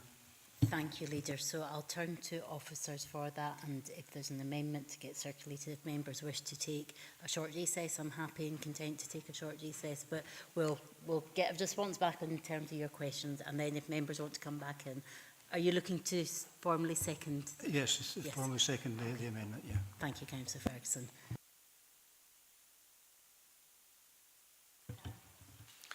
Thank you, Convener, and thank you, Leader, for your comments. In terms of the specifics in relation to the commercial route, Moffat to Dumfries, obviously we're aware of the challenges there now locally. Council officers and Swestrans lead officers can have discussions with the operators locally to see what the options are in terms of, I guess, expanding on the current timetables that are currently there, but absolutely appreciating that requires to be viable from an operator perspective.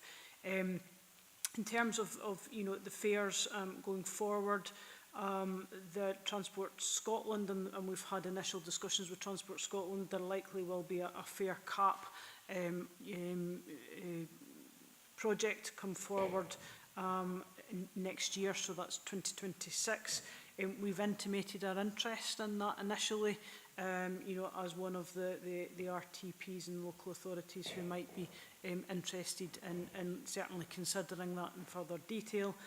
But there is a piece of work to do, as we explained earlier, just in relation to the subsidised routes, which are decided by Swestrans, but also how they link to the commercial routes, and also looking at options for any kind of subsidy in relation to whether that be a student or whether that be a day traveller or a weekly ticket. So there's still a bit of work to do in and around that, and we have intimated that within the report.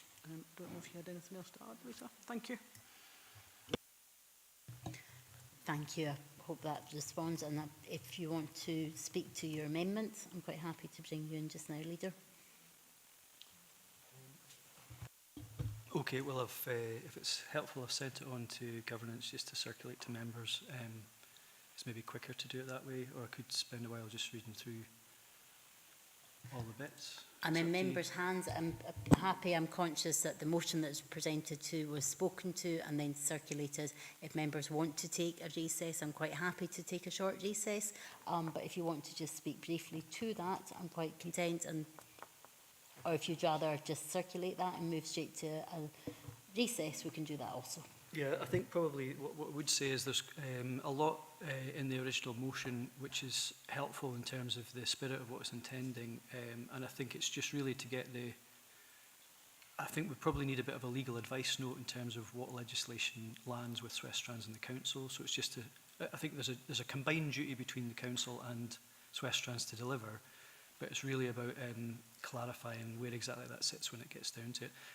I may actually ask for the officers to come in to sort of explain that position, because obviously we did try and take some advice on that. And there's other things where we've obviously had a notice of motion at the June Full Council, where we covered some of the subject matter that we've discussed today, and there's, I think, a few things in there that we might be reaffirming today that have been covered in that, and so rather than fall foul of any 6-month rule or whatever that might be, it's just to sort of temper that a little bit so we can go forward in the right direction, but not trip ourselves up by sort of little technical errors or whatever. So I think that's really just the spirit in which the amendments have come up. So that's been circulated to members, and we can maybe take a wee short break to cover that, if that's okay. Thank you, Convener.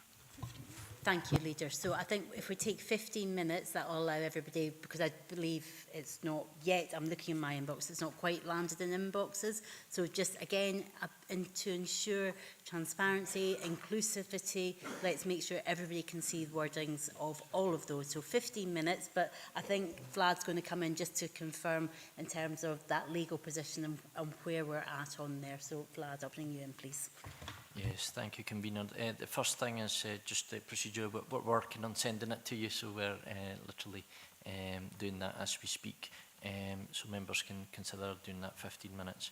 And I have had kind of offline discussions with members in regards to the importance of getting a briefing on the legal duties to members, so that we're very clear as to where the statutory duties and responsibilities sit, which obviously will trigger the relevant actions through either council or in due course Swestrans. So we'll do that, and we'll do that as quickly as we can. Hopefully by this week or next week, members will have that legal advice note from ourselves, and hopefully that will help in terms of some of the steps that we need to take thereafter. So if we caveat the decision making today around those statutory duties and responsibilities being sound, then I think everything's competent as it currently sits. Thank you, Vlad. So if we take 15 minutes and come back at 4:20. Thank you.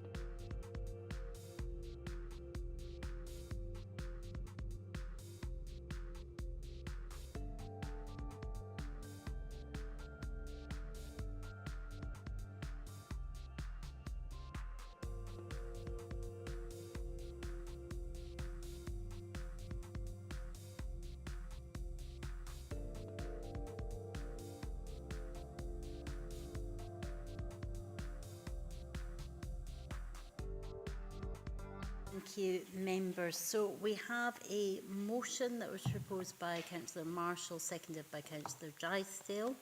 And Dryburgh, even. Apologies to Councillor Drysdale. And we've got an amendment proposed by Councillor Thompson. Should I apologise to me? Apologies, Councillor Dryburgh also. And that was seconded by Councillor Ferguson. But I'll just maybe turn to Councillor Marshall. I appreciate that it was quite early on in the debate when you proposed that. Was there any other comments that you wanted to make in relation to the motion? Just in relation to the amended that we've received, just a couple of points. I think we're happy with the ones that are actually already been actioned and will be reported to the E&I committee, and that's about developing the full business case, etc. So we welcome that. Just in 2.4, we accept most of the changes. I do think that, and as the convener mentioned earlier, he did say that West Strand was streamlined so that people could see the meeting, but it was in confidence. So I think the last sentence where we ask about express concern that no clear evidence of such assessment on consideration of direct operation is provided, I think we would still want to keep that in. I think it's just an expression that no one has, well, only I think West Trans have seen that. And then 2.10, after taking advice, I think the words that are unsuitable are require that. So if that could be changed to look to work with, and that could be included. And that's so look to work with all future commercial service changes are subject to a documented process assessing unmet need under the 1985 Act, considering all options including direct operation and publishing decisions to evidence compliance with statutory duties. Thank you, Councillor Marshall. I'll maybe just bring Vlad in on that final point and then come to Councillor Thompson just to get feedback in terms of amending the amendment. Through yourself, convener, yeah, and I've had that discussion with members, but also relevant officers, and I think Lisa might have kind of thoughts on maybe the kind of further points within 210. So apologies because I didn't get a chance before we started again to come back to you. I think in essence working with the commercial services is fine, but thereafter it's obviously for the council to take steps on considering all options, direct operation, etc. Thereafter, we can't force again the commercial service to do that, but I'll bring in Lisa maybe to clarify that point, if that's okay. Lisa, can you come in and offer some further clarity, please? Sure, thank you, convener. Thanks, Councillor Marshall. So just so that I've got clarity, I think you're looking for us to get more upstream than the assessments that have been done through West Strands in terms of anticipating the change that a commercial operator might make.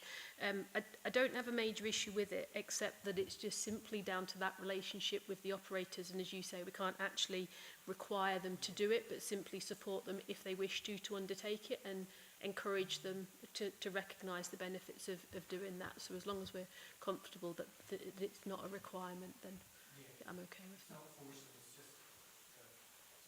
It's not forcing, but it'd be good if that could happen and or be facilitated in some way. Thank you for that. So I'll just turn to Councillor Thompson just to address maybe potentially some of the other comments there. Yeah, thank you. So I think the point about the Swiss Strands Boards meeting, yeah, I mean, if it's not publicly available or accessible, then that's clearly something that we'd rather be able to see. Obviously subject to commercial interests or whatever, but so if that's an addition to 2.4, in terms of accepting our 2.4, but with that bit on at the end, and that's fine, I think. In terms of the I would hope that that's fine across the chamber. And then, but we've not gone 2.10 because I think our 2.8 covers it. However, if there's a form that's not putting the council at risk, then I think that's maybe going to... I think I'm comfortable with ours up to 2.9 because I think the work's been carried out anyway. That's how I would leave that. But in terms of the 2.4, happy to include that bit about the... in terms of that lack of clarity over the detail in this West Strands report.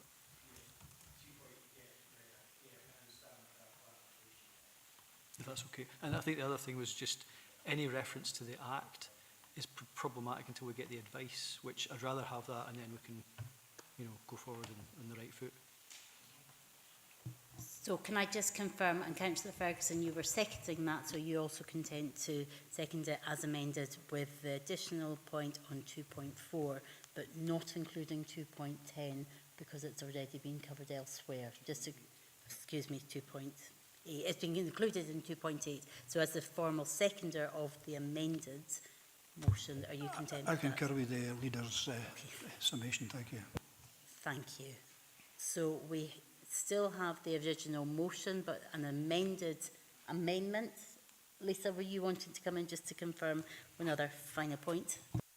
Apologies, thank you. Councillor Marshall, just further digesting that 2.10, I do think there'd be a challenge in the section where it says assessing unmet need under the 1985 Act, because that can't be the responsibility of the commercial operator to do that under that Act. And if we're going to try and encourage them to do it, then I think that element would need taking out from your motion. So are members clear where we're at? As I say, we'd still have on the table the original motion put forward by yourself, Councillor Marshall. Are you wanting to keep that on the table, or do you want to withdraw that? Please come in. Yeah, I think looking at, you know, in the explanations, most of what we've asked for is covered either in what was agreed previously, or there's legal aspects that have to be checked out. So from our point of view, I think a lot of things that we've listed originally are going to be satisfied within that. So we're happy to withdraw the motion on that basis. Thank you very much. It's always helpful if we can get consensus across the chamber. I'll just turn to all other members just to see if there's any other comments or alternatives that anybody wishes to propose, and thankfully I'm not seeing anything. So if members are content, we already noted 2.1 and 2.2, and then agree the further 2.3 to 2.9 with the amendment to 2.4 as discussed. So are members content to agree and note these recommendations? Thank you. Oh, Councillor Campbell. No, just a point of clarification for me. 2.5. Writing to the Scottish Government. I mean, we can't compel Swestrans, but we could ask Swestrans through some of the other asks that Karen was taking notes of, so that a paper could be brought to Swestrans for that recommendation to be taken forward on a Swestrans basis, and I'm happy to do so. Thank you. That's helpful, and Karen has already confirmed the significant amount. Councillor Ferguson, final point? Yeah, thanks. I think I'm pleased to see we've reached agreement. That's the first thing. But I have to, as the chair of the E&I committee, I have to say the caseload, the workload of that department at this moment is immense. Okay, and we need to be, as elected members, we need to be aware the pressures we're putting on those officers to bring things forward at pace, right? To quote a previous paper, where in actual fact a bit of time spent thinking about it rather than acting on it before we come and make asks of council officers to get papers ready in 2 or 3 days. So I think it's a plea to everyone, is they've got significant tasks to carry out over the coming months, year, and I think we need to recognise that and be careful what we ask of them in the future. Thank you. Leader, final comment, and then I want to move on to any other business. Yeah, apologies and thanks for letting me in. So it was just maybe a quick correction and an assurance to members that we are in dialogue with the council comms team to try and make sure that we've been as proactive as possible, and I think there was a few things came out today just about how the council's communicating in a way that constituents can understand, but certainly in terms of what we say as elected members, I think it's been fed back to the comms team that we can't really afford to make statements like business as usual, but it's certainly not something that I said, just to get that on record there. And I think there has been responses provided to that effect to people who have made those inquiries, because I think it's we have to take much more care about how we communicate what exactly is happening. And sometimes we don't always need a positive spin, we just need to be a bit more realistic about what we're doing. But just wanted to make that clarification. Thank you. Thank you, Leader, for that one. So, yes, so we have agreed the recommendations in item 4. Item 5 is any other business. You'll be delighted to know I do not have any other business. So just to confirm that, and just to say thank you once again to all the officers. We are officially still in recess, and officers have come in from annual leave in order to take business today. So once again, appreciation from myself and all members for that. And I'll look forward to seeing you all at our next full council on the 26th of August. But hopefully some of you can enjoy what's left of the recess before coming back. Thank you. Thank you, Chair. Thank you.